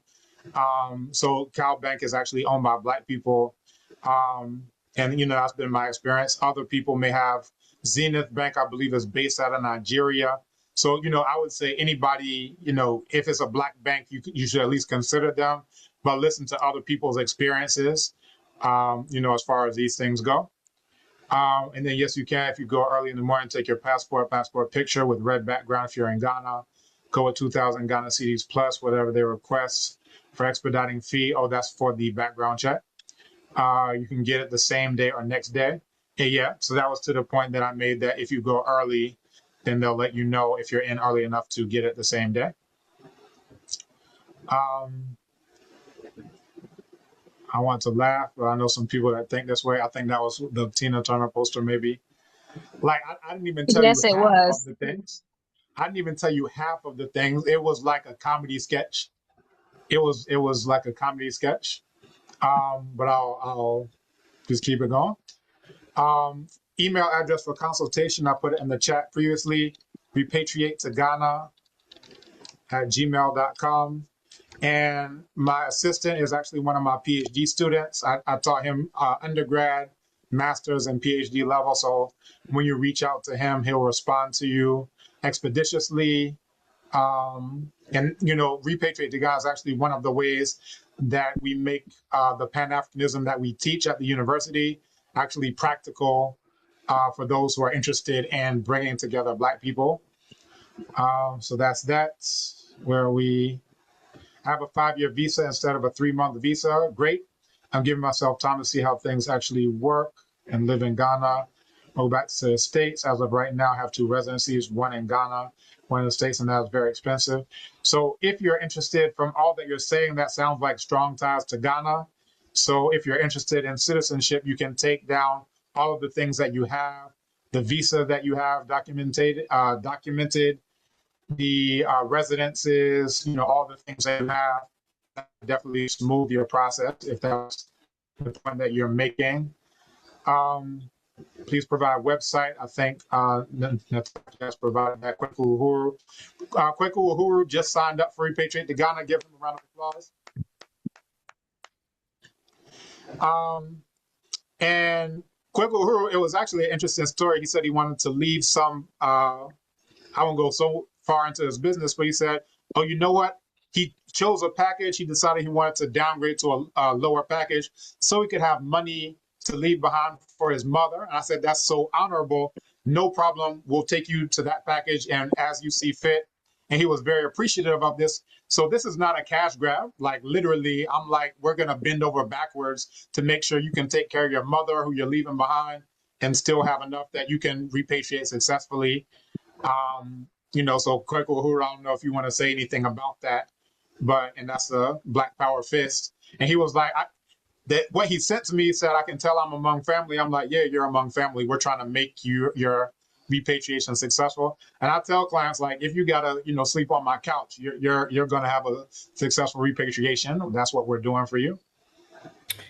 And Nana, I just want to say that even as the president of AAAG, I don't have no problem with anyone on this call bigging up their businesses. I have no problem sending you to anybody here that has a resource that can benefit our people. And every resource ain't for everyone. So there's a variety here. Baba Ross has been quiet, but there's a Rastafari Council. There's the Ghana Caribbean Association. There's Jamaica Affairs. Even there's a new Trinidadian and Tobago group that's coming, albeit it's a social group, but it's coming on board. So I just want to encourage people, because some people may be like, why are we selling so much? We don't have no problem with it, because the reality of it is you're going to need somebody to help you with this journey. And that's the most important thing we want you to take. There was a time when we came that we didn't have none of this. There was no options whatsoever.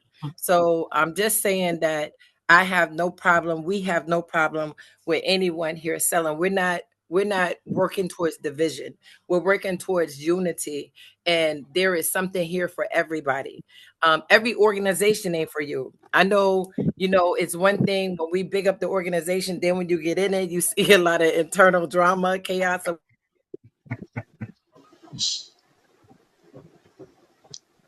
Yeah, well, let me piggyback off that and say, for my own area, I authored a tour guide book of the Akosombo area that people can find on Amazon called Discover Akosombo area. Through that, we arrange consultations for customized tours for people that are interested in business opportunities or coming to live or coming to just get out of the city. We try to also accommodate people that want to come and have an experience outside of the normal beaten path that everybody goes maybe when they visit Ghana. That is Accra, Kumasi, and then back to the airport for a lot of people. Cape Coast as well. So, if you want to see or have a different experience to see maybe that Ghana has other regions, other opportunities within the area. And I live in a very tourist area and a very fast developing area where the new train comes to Akosombo or Impakadan to the Volta Lake. And we also have the Volta River. We have the Akomu, Togo Akopim mountain range. And there are a lot of beautiful things in my area. So if you have any interest in that, then, just to expand your horizons and see what else is out there, please reach out to me. No, my service is not for free. I initially started my service back in 2020, and I charged only $10 for 1 hour consultations. I think I was one of the first people to do it, and my phone rang off the hook. But prior to that, I just would conversate with people. And yesterday, as an example, I got a sister cold called me from Ohio or Cleveland, and said, I don't know how your number got in my phone, but I was wondering, could you tell me, can you answer questions for me, and then you get a lot of that, and you wind up spending a lot of your energy, time, and money invested in credit and these things, and before you know it, the person then talk to you for 2 hours and don't have no intentions of ever coming. No realistic intentions of ever coming. That is also a realistic part of the service we also try to provide. Yeah, I wanted to come in after that with two things that I really love that you brought to the conversation. I say this all the time. Some people have literally come to Ghana, stayed in a Marriott hotel, which is not Black owned, gone to Belle Afrique, which is not Black owned, gone to other places where the only Ghanaians they see are the servants and the maids, and then gone back to the US and been like, I've seen Ghana. And maybe they toured the dungeons and was like, wow, that was moving. Please make sure that if you are coming to Ghana, that you are getting an experience and you're actually experiencing Ghana. There's a difference between a metropolitan area. I am in Accra, and there are days, I say this all the time, there are days where I forget that I am not in the United States, because there are people in Accra who wear American clothes every day. They speak English. They want to go hang out at KFC. Seriously, KFC is and all of these things where you forget, like there is no, people all the time ask, what about African dance classes? Like that's not common in Accra, because they're trying to do everything that is not Ghanaian. I shouldn't say they're trying to do everything, but it is a metropolitan area that is being taken over by a lot of multinational corporations, and it is not Ghana. So if you have not come to Ghana and spent time in some of these other areas outside of Accra, and or if you haven't actually done a tour like the one that Nana Akosua does, or that Nana Mawia does, or any of those things, make sure that you know what kind of country you're moving to. And I'm sure through the consultations that both Obinfo and Brother Yazid talked about, you know, there are conversations about, based on what your goals and your lifestyle are, where is it better for you to live? So Obinfo, I mean, we're brother and sister, and it's hilarious. We're grown, but everyone thinks we live together. In fact, I think Nana Akosua was like, y'all don't live together, but we don't. And our father passed away in 2023. And just the quick short story is, I was asking him, you know, do you think I should live up the mountain? And he was like, man, he was like, the way you're always wanting to go to like all these like business and networking events, and you're so outgoing, and you like going salsa dancing and doing all these things, and you're always organizing these kinds of things. He was like, you know, I think you should live down the mountain. And it's not that, I mean, I'm a daddy's girl. He loves me to death. And it's not that he didn't want me to live there, but, you know, he was like, with your personality and where you are in life, Accra would be better. And I think he was right at the time. Does life change and circumstances change? Obinfo just helped a bunch of people get land who are really cool people. Some of them are on this call.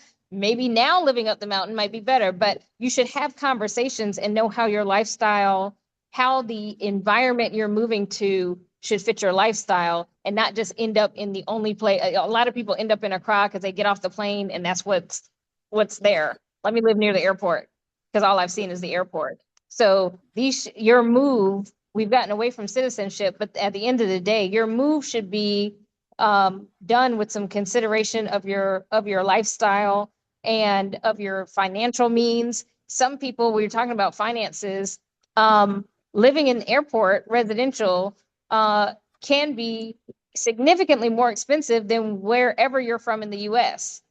But maybe if you're living in a suburb outside of Accra metropolitan, maybe if you're in Adenta, or maybe if you're up the mountain, life can be a lot more affordable, and your dollars can stretch further when you convert them into Ghana cedis. So these are all things that should be part of a moving plan. And before you look up plane tickets, you should have a moving plan. So if nothing else, I think talking to the brothers who showed that they have been helping people, just like my brother was a client of mine and I helped him establish Repatriate to Ghana. I paid dollars to Repatriate to Ghana to help me get some things done when I came here, because I understand the importance of, I heard these horror stories of people who had problems, and I was like, oh, hell no, excuse my French, but I was not trying to come here and have those problems and end up losing everything or any of these kinds of horror stories. I was like, I want to pay somebody who has this expertise so I can skip all this. So I'll land with that. I ain't had no plan. I'm going to just tell y'all, that's probably why my phone call dropped. But I ain't have no... Maybe I should have had a plan. But listen, have we exhausted all the questions? Because I Uh, want to a hear few the I people had call no me. okay, plan we story. can get to everything. Go ahead.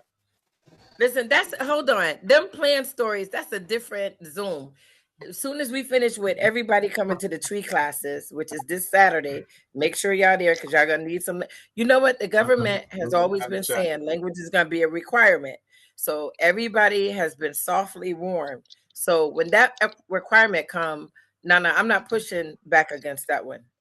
Even though I may, I'm not pushing back against the language requirement. So everybody need to take a language or learn a tree language. I'm not saying tree, but just learn a language in Africa first, and then in Ghana if you're gonna live here.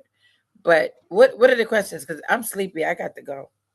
Yes, it's getting that time. So what I just put in the chat, so AAAG, Ghana Caribbean, Rastafari Council, several others, Jamaica Affairs are combining together for this tree class being held at the University of Ghana Institute of African Studies. So for those who are interested, you can check those out as well. I see. And it was live. It was live streamed last time, so they could also Yeah. participate virtually. Yeah, so those who are not able to come in person, you can participate virtually. Any feedback on the Someone is tree saying that class? we need to have a plan to get things in writing. He made that sound like it's so simple. Like we haven't been asking for more than 30 years to get beyond 30 years. Because if Mama Imakus is saying that they put together diaspora coalition when listen, when people make statements like this, I mean, I get it that we don't know what we don't know sometimes, but every little achievement we have made, it has been because of a strong group of people advocating. So now we're to the point that we actually publicly know when citizenship is, and the government can even post criteria. All those things was really kind of fought for. So it's not that we don't have a plan to get things right, and it's not that we haven't asked. And yeah, we are going to have the same issues again and again because this is part of the Ma'afa. They don't know us and we don't know them. And the people that we lobbied 20 years ago are different people than we're lobbying today. Just even within the shift of government, the people that we were working with for the last 8 years are different people than today, different age group than today. We were at a Black History Month program today, Eyes on the Prize in the Central Region. Half the people don't even know what Eyes on the Prize is. It's a different age group. So, I'm just saying that there is something to do that people have been lobbying even for this opportunity and will continue to lobby for this opportunity. And then each one of you also have a responsibility when you gain citizenship to also lobby for the generations that are yet to come. It's simple. That's right. But don't assume that we're just sitting down and we haven't asked the government this or we haven't done this. Nah, Yeah. all these things have been asked for. You should assume that it's been done already. I'm done. I think you So said something important there. go ahead. That Go is, ahead. I'm sorry to cut you off, but Go ahead. as the torch was kind of passed to us, we are also kind of working in a position to also pass the torch to those that come behind us. Not that you sit in the position until you are, above a senior citizen or above an elder. That position has to also be not a hot seat, but it also needs to be. We need to also lead with as an example that we don't have our people, or people in general that uh, take over a seat for a lifetime. These positions have to be passed on so that a new generation, just as the government is changing, we also have to be equipped, and new blood needs to come in and bring in new ideas and new different experiences and different perspectives that meet the 2026 agenda. You know what I'm saying? We can't have people that were born in 1940s making the decisions for people born in 1970s. It's just it's just a whole different type of energy that is even coming in right now that since I've been here, I've witnessed the guard that is there. And there needs to be a transition into a new fresh blood so that the energy can also continue to grow. But that's it. All There's right. So, a shout out that I okay. want to send to Queen Kennedy. If she's our paramount queen from the northern region. I think she's the one that's online asking how can she participate.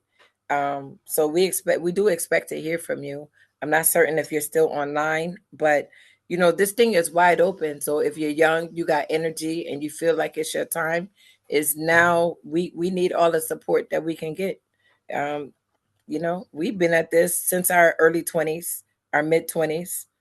We all came here young, and now we want to go on and right off into the sunset. Now that we got it to this part, we can provide other services and advise in other ways. But the lobbying of the government is going to be a work in progress. So yeah, this thing is wide open. Sorry, Nana, go ahead. All right. Maybe we go around once, and before we close out, you just said it's your time, and there's actually a song. The theme song of Decade of Our Repatriation is subtitled "It's Your Time." Doors wide open. It's your time. So I'll play that because this is also something in the way of a means by which you can earn a living through Abibitumi. We actually have a couple who are Repatriate to Ghana clients, and they started producing music that's available on Abibitumi, and they've gotten actually hundreds of dollars in sales from the music that they sell. So we can talk more about that as well. That's abibitumi.com. I think maybe somebody can put that into the chat. But let's have everybody go around, and if it's cool with everybody, I'll play that song because the song is actually, pretty hot. So any closing words from people before I do that? I Just see know, some people doing some great everything. work in Burkina Faso, so I hope they come off of mute. You know what? I think they don't have the ability to come off of mute, but if you would like someone to come off of mute, please raise your hand and I will unmute you. That was just so that we can have some structure to what we're doing online. Thank you for keeping me structured, you see. I was just gonna say that there was a lot of information in the chat. When you hang up from the chat, this will disappear. But as promised, we are compiling a list of the names and organizations and links. So you will get that because you provided your email address. So please do look for an email address. It will be something with a meaningful subject line, like Black Agenda organization contact. I guess I've come up with the subject line now. So just look out for that. If you weren't able to copy it from the chat, I know some devices make it very difficult to copy links and other contact. And then I just want to say that I said it last night and I want to say it again. This is my first time. Obimfo, my brother, has been working with a lot of the people here for years, as they've said about each other. But this is my first time really interacting with a number of these leaders in this capacity, because I'm always doing the business stuff in the background. And it has really been encouraging for me to see so many Black leaders work together in spaces where it's not that everybody agrees on everything at every time, but the way that we've been able to talk through things so that we can come to consensus, and the way that the leaders have shown true leadership over the last 2 weeks as we've been dealing with this citizenship is really admirable and inspiring. And I'm looking forward to those of you on the call who are really excited about doing something, getting involved, and also making your own contributions. And I will leave it there. I will also say I put my contact in the chat if someone is interested in setting up a company for themselves, like not like Repatriate to Ghana, but like Repatriate to Ghana was able to create their own kind of company that is good for their skill set. If you need help setting up your own kind of company, then feel free to connect with me. And I know I would just say, Nana Akosua, I don't know if you've been quiet on purpose, but I know you do some things that haven't been mentioned on the call. So I do welcome you to talk a little bit about what you do when you're not wearing your AAAG hat. You're talking about me? Yeah. Yes. Okay. When I'm not wearing my AAAG hat, I'm just as active in the Divine Nine community. I helped chartered. Hello. I helped chartered a Zeta Phi Beta sorority incorporated in Ghana. We also just recently brought the National Pan-Hellenic Council to West Africa as of May 10th of this year. So that's all of the the national leadership of the Divine Nine here. All of this is historic.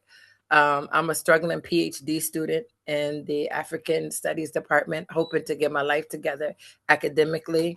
I'm a mom. I also, my specialty is in education. I'm one of the key people that works with Ghana Education Services and STEM education, trying to improve the curriculum for STEM in schools. I provide training, professional development to teachers and to young people in Ghana. Um, Lately, we've been working with all of the girl high schools and trying to get their IT teachers and their STEM classes up to par. I'm excited because Fansaman High School, which is on the road to Cape Coast, just got a robotics team. And so I always start with the underdog schools. People know me because I've had two schools in Ghana for more than 13 years, and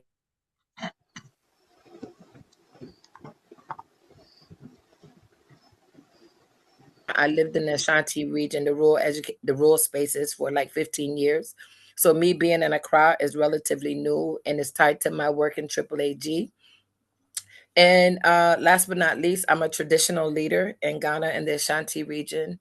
I sit and stool in a very historic area called Ejisu Abanasi to be exact. And more importantly, I am a mother. My son is 35 years old. My daughter is 16 years old. And I have three stepchildren. So that is who I am. And as you can see, I'm busy a lot, and I just want y'all to know I love my people and I hope for all of us to come. So if I don't get back to your phone call, please do not get angry with me. It's not on purpose. Sometimes I get sick. I be in the hospital. People be yelling at me because I ain't get back to their phone call. But I just want y'all to know I'm in the best of hands with this organizational leadership team. So I trust them 100%. They got me and I got them and we got Black people as best to the best of our ability. So thank you, Nataki. That's all I want to say. I think I covered everything. Okay, then let me go ahead and wrap up myself. Uh, as I stated, I'm based in the eastern region or the Akosombo. I'm adjacent the Adomi Bridge. I'm just at the border of the Volta region, eastern region and Volta region here where they're building the Eastern Corridor. And they're doing a huge project of opening the road across from my space, my business, my rest stop. They're opening up the road. In case you all don't know, they're pushing the mountain back about 25, 30 feet, and they're going to be a double lane road going across the Adomi Bridge.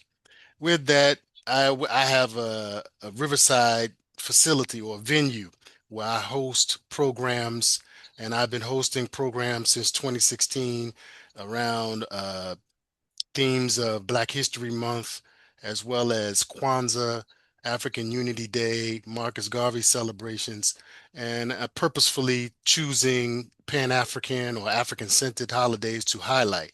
At the same time, our venue space is open for rent for all type of programs. We can host more than at least 1,000 people can fit into my Riverside space. And I know I'm not a real estate broker. This is, I think, something new in the system, but I also assist people with land acquisition in my area. So if you have interest, I already know a lot of the vetted stools and also people that sell land privately to assist people looking for areas to settle. And if you are interested, you can reach out to me through my email that I posted, Wise Born Again African, or you can find me on Facebook with Real Repatriation Consultation, Born Again African Ghana Soul Food, or you follow my name, Yazid Muhammad, and I'll by all means will reach out to you. I'll put in my phone number.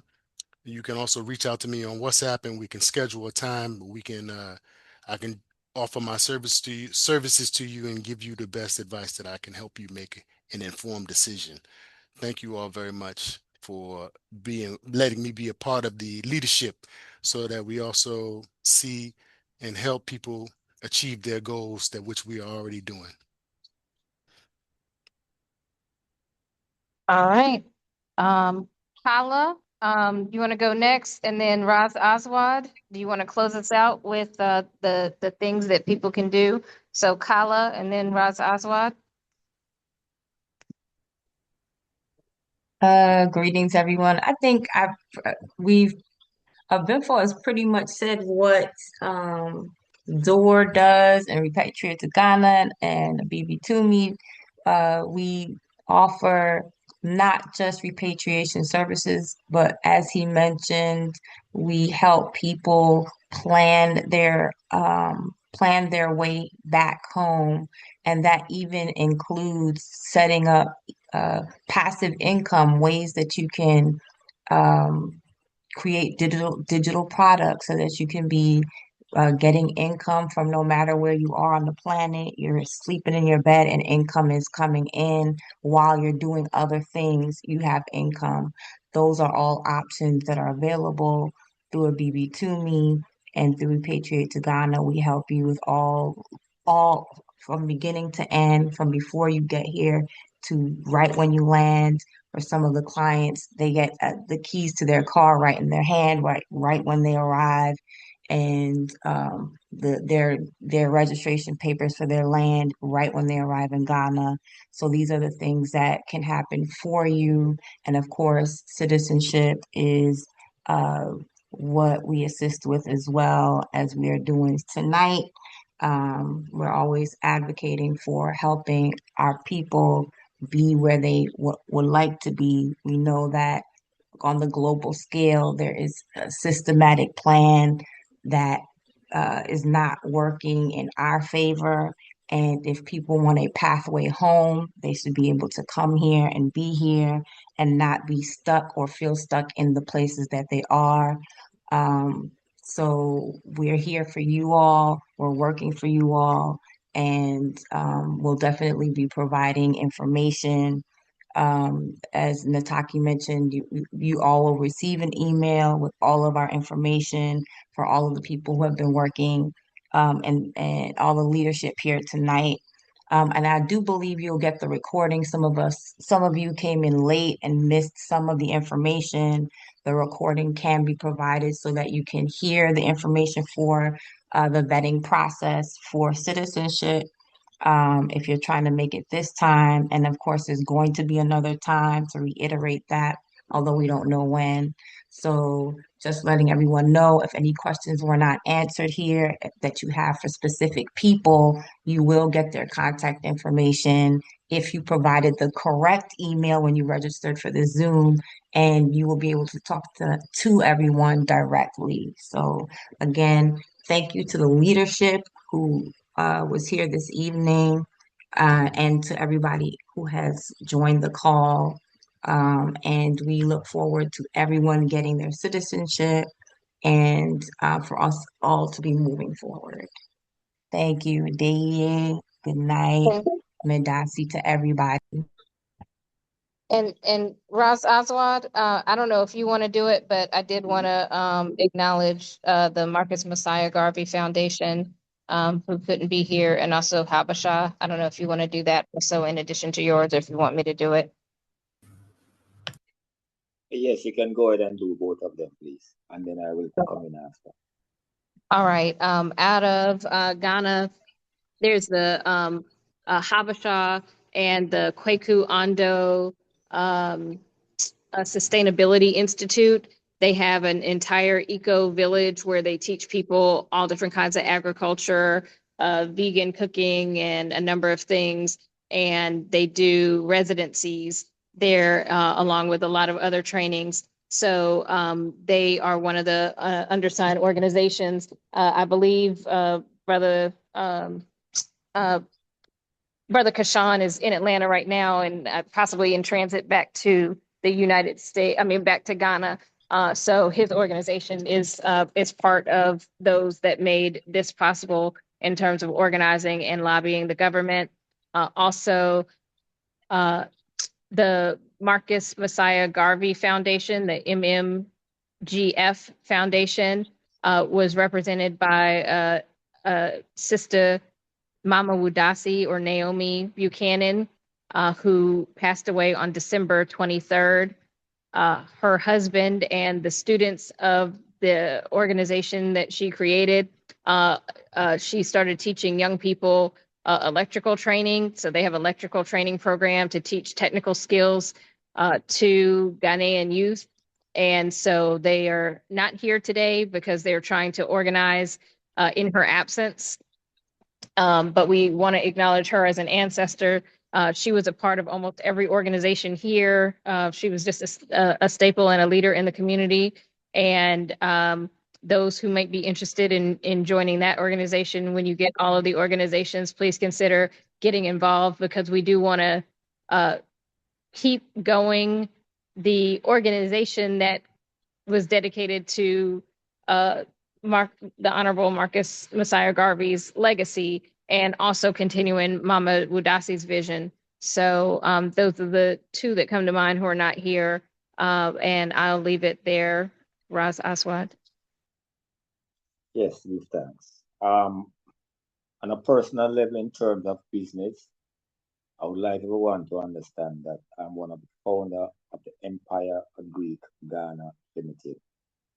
It is the foremost cannabis company that has been established in Ghana for the past 6 years. We played a key role in the front line in terms of being able to get the bill passed for cannabis at 0.3% THC for medicinal and industrial purposes.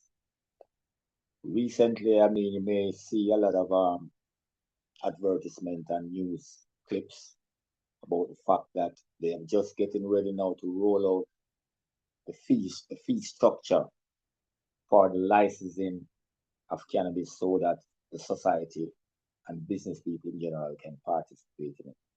The interesting thing about it is that the same challenges that we are having right now with the citizenship issue of stringent guidelines and guidelines that is marginalizing our community, and also a very obnoxious, exorbitant fee to keep out Ghanaian citizens out of the industry. We are having that same challenge, and addressing the issue, we have to deal with the Ministry of the Interior Minister, Ministry of Agriculture, and NACOP, which is the legal company, which is legal institution, really, which is what is actually issuing the license. It has been a battle and a challenge for the past 6 years to actually get to this point. We have over 300 farmers who are waiting to start cultivating cannabis. Some of them are illegal farmers cultivating illegal cannabis, and we want to bring them over into the legal regime. So it hasn't been easy. It has been, a very, very rough 6 years. And now it is coming to that point where we still have to battle to get it reasonably enough so that the average Ghanaian can afford to participate in the industry. And it is not just the cultivation, but we're talking about thousands of value-added products that can come from that impact 0.3%, that can seriously impact the economy of Ghana. So it is definitely an important venture and a lucrative venture for those of us who is coming home to look into to see exactly how you can participate.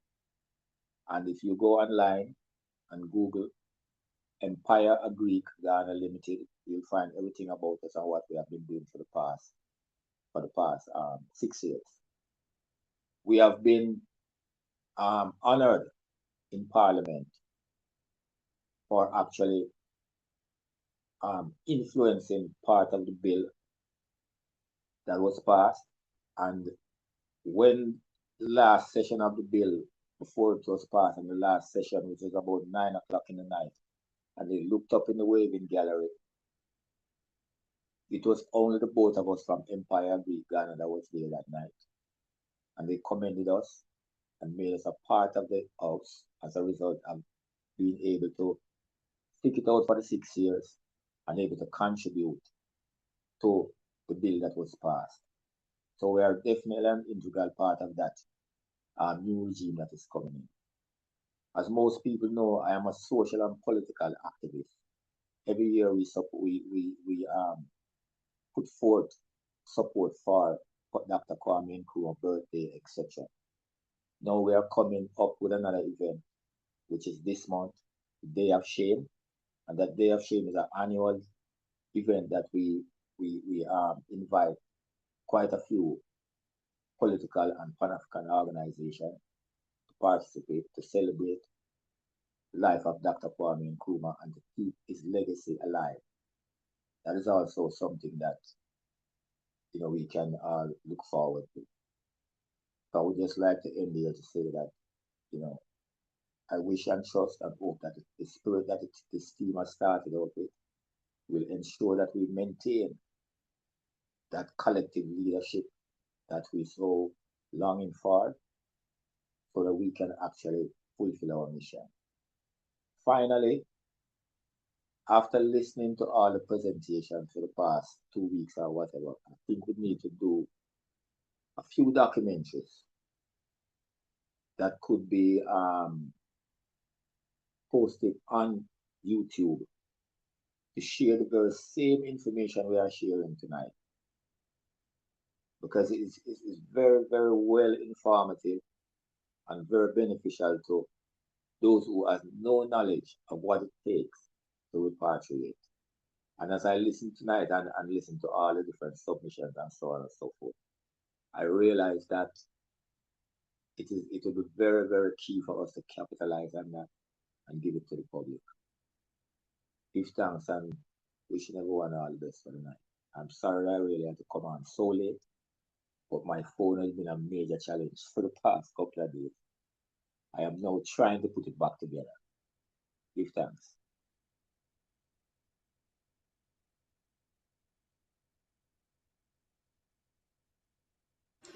So I owe y'all a song. I promise y'all that Dora has a theme song, and if everyone will indulge me, I'll close on that. I did want to say a couple of things in terms of the advantage that you have in services like, that provided by Repatriate to Ghana, that Brother Yazid has as well.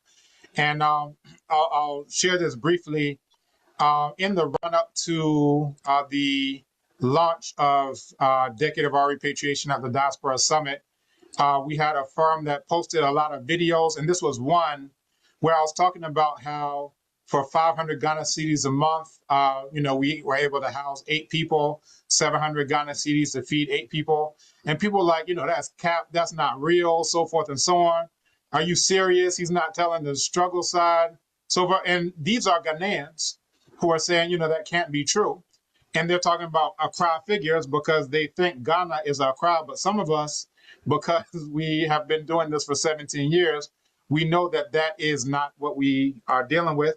So this is a brother who I actually helped. He was living in West Legon, actually not too far from Unitaki, and he was paying $80 a day for an Airbnb.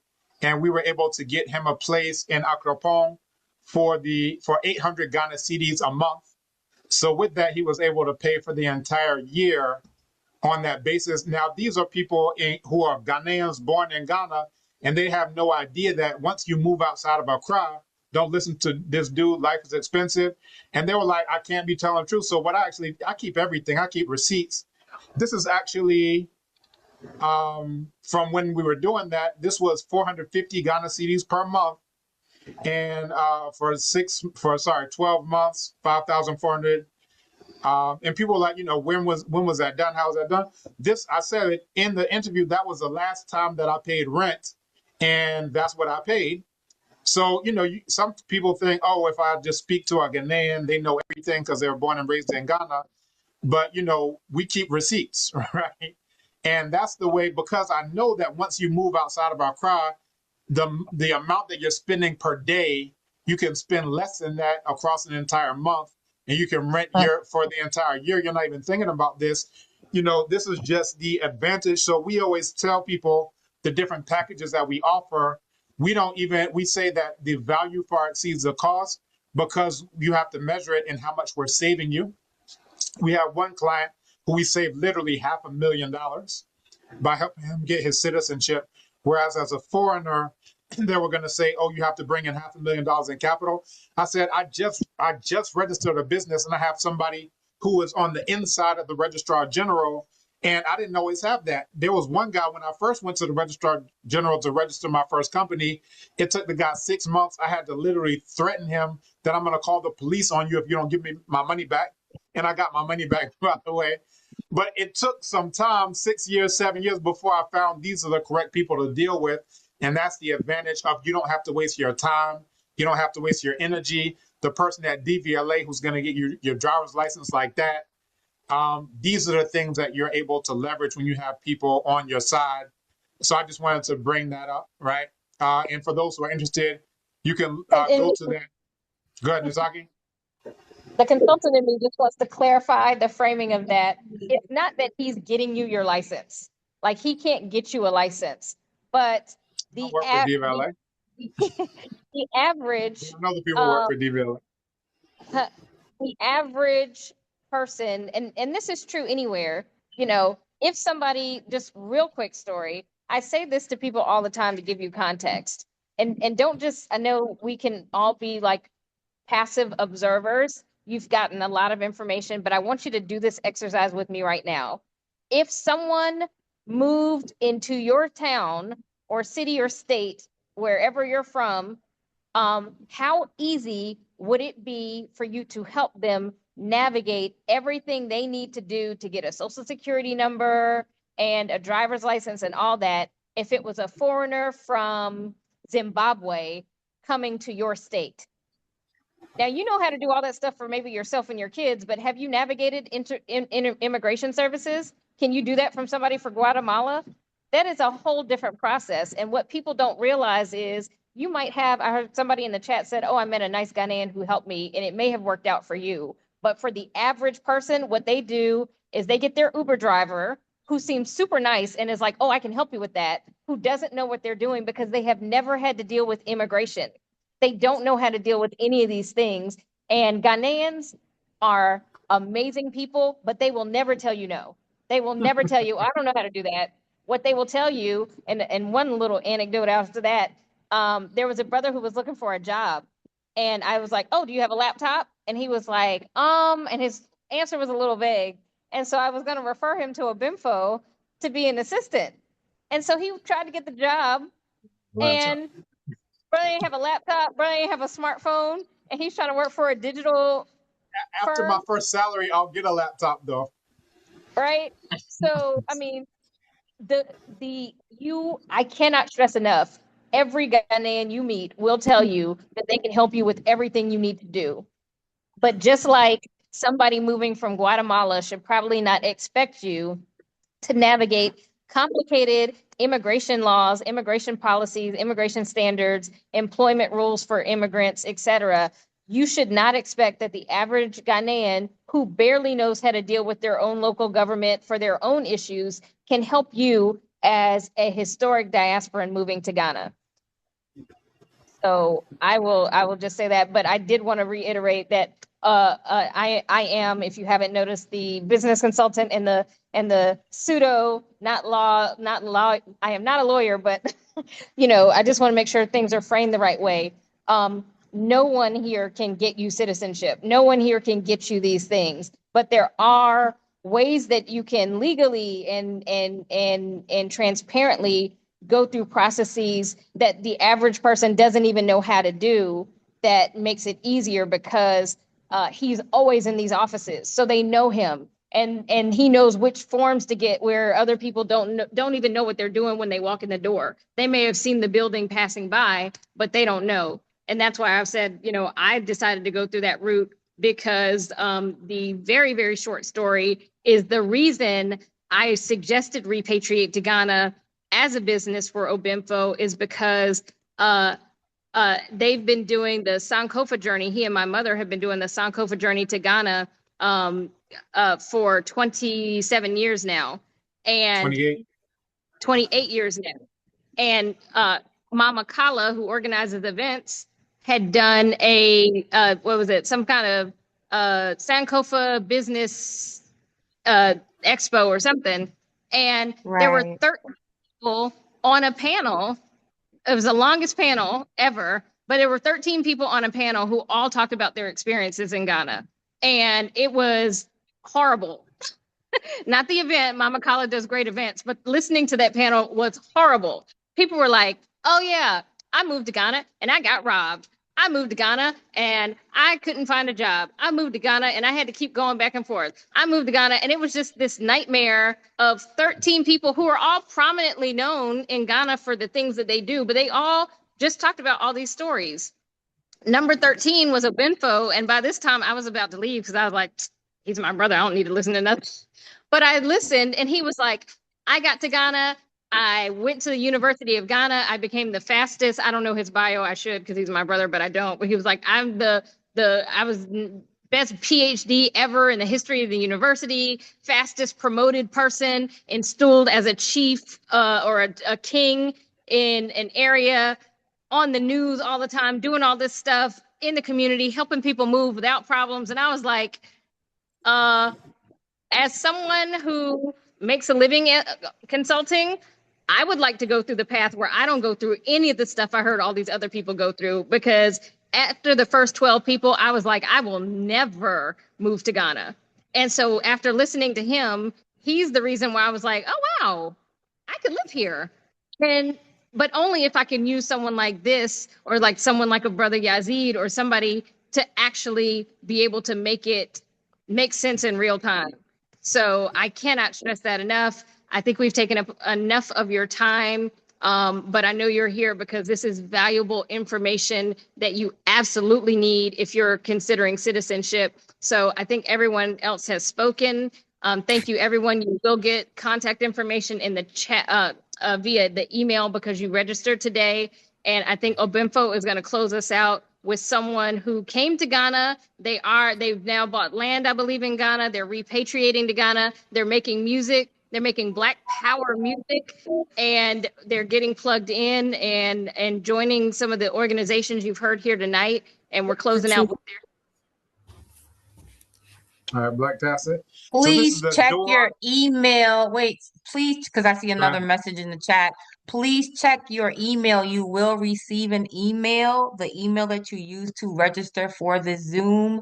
You will get all of our contact information in your email so that you can reach out to any one of us or all of us and ask direct questions or meet up with us or anything that you want to do. Check your email. And also, I believe a recording of this will be included if you missed the information about the process for citizenship. So check your email. Thank you. And now we can close out. Good night, everyone. All right, thank you. I'm gonna hang on to hear the music though. Yeah, and definitely. there will be there's a tree class happening at the University of Ghana. This is a combination of AAAG and other organizations coming together. Come on Sunday. The flyers in the chat. The link to register is also in the chat to answer that question. All right, y'all. So it's your time.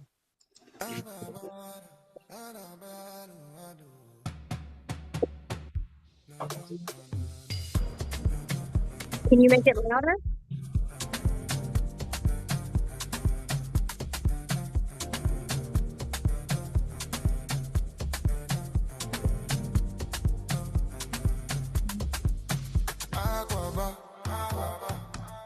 Come step inside, oh yeah, oh yeah. Your door open wide, overget. Black star light, come on, now this your time. Doors open, now this your time, now this your time, this your time. Doors wide open, come step inside, now this your time, this your time. Come on, now this your time, now this your time. this your time. Doors wide open, come step inside. Now this your time, this your time. Doors wide open, this your time. You run, go abroad, try chase your win. Concrete they loud, but you drown your skin. Spirit they whisper, Charlie check within. Won't be the root where they hold your chin. They make it hard, so you chase new ground. But the same ones break and the rush come down. Lies they so why they tire go, though they come back home. This is our coco. Aquaba, aquaba. Come step inside, oh yeah, oh yeah. Door don't open wide, oh back, oh back. Black star line, come home, now this your time. Doors open now, this your time, now this your time, this your time. Doors wide open, come step inside, now this your time, this your time. Come home now, this your time, now this your time, this your time. Doors wide open, come step inside, now this your time. This your time, doors wide open, this your time. They come to our homes, but the link don't die. Try to break us down, but the vibes still fly. Everywhere you touch, you they multiply. The bounce they show, say we still they tight. Then go hide our place, build this blocks this on. Years don't pass, but your mind still strong. Shall it fall in? Make we build this home. Black star up and the work's begun. Your time, your move. Drop your gear, your reach, your coins, come stretch that head. World they take, but the power don't play. It's the great brain game on my next 10 years. Aquaba, aquaba. Come step inside, oh yeah, oh yeah. Door don't open wide, oh back, oh back. Black star line, come home, now this your time. Doors open now, this your time, now this your time, this your time. Doors wide open, come step inside, now this your time, this your time. Come on now, this your time, now this your time, this your time. Doors wide open, come step inside, now this your time, this your time. Doors wide open, this your time.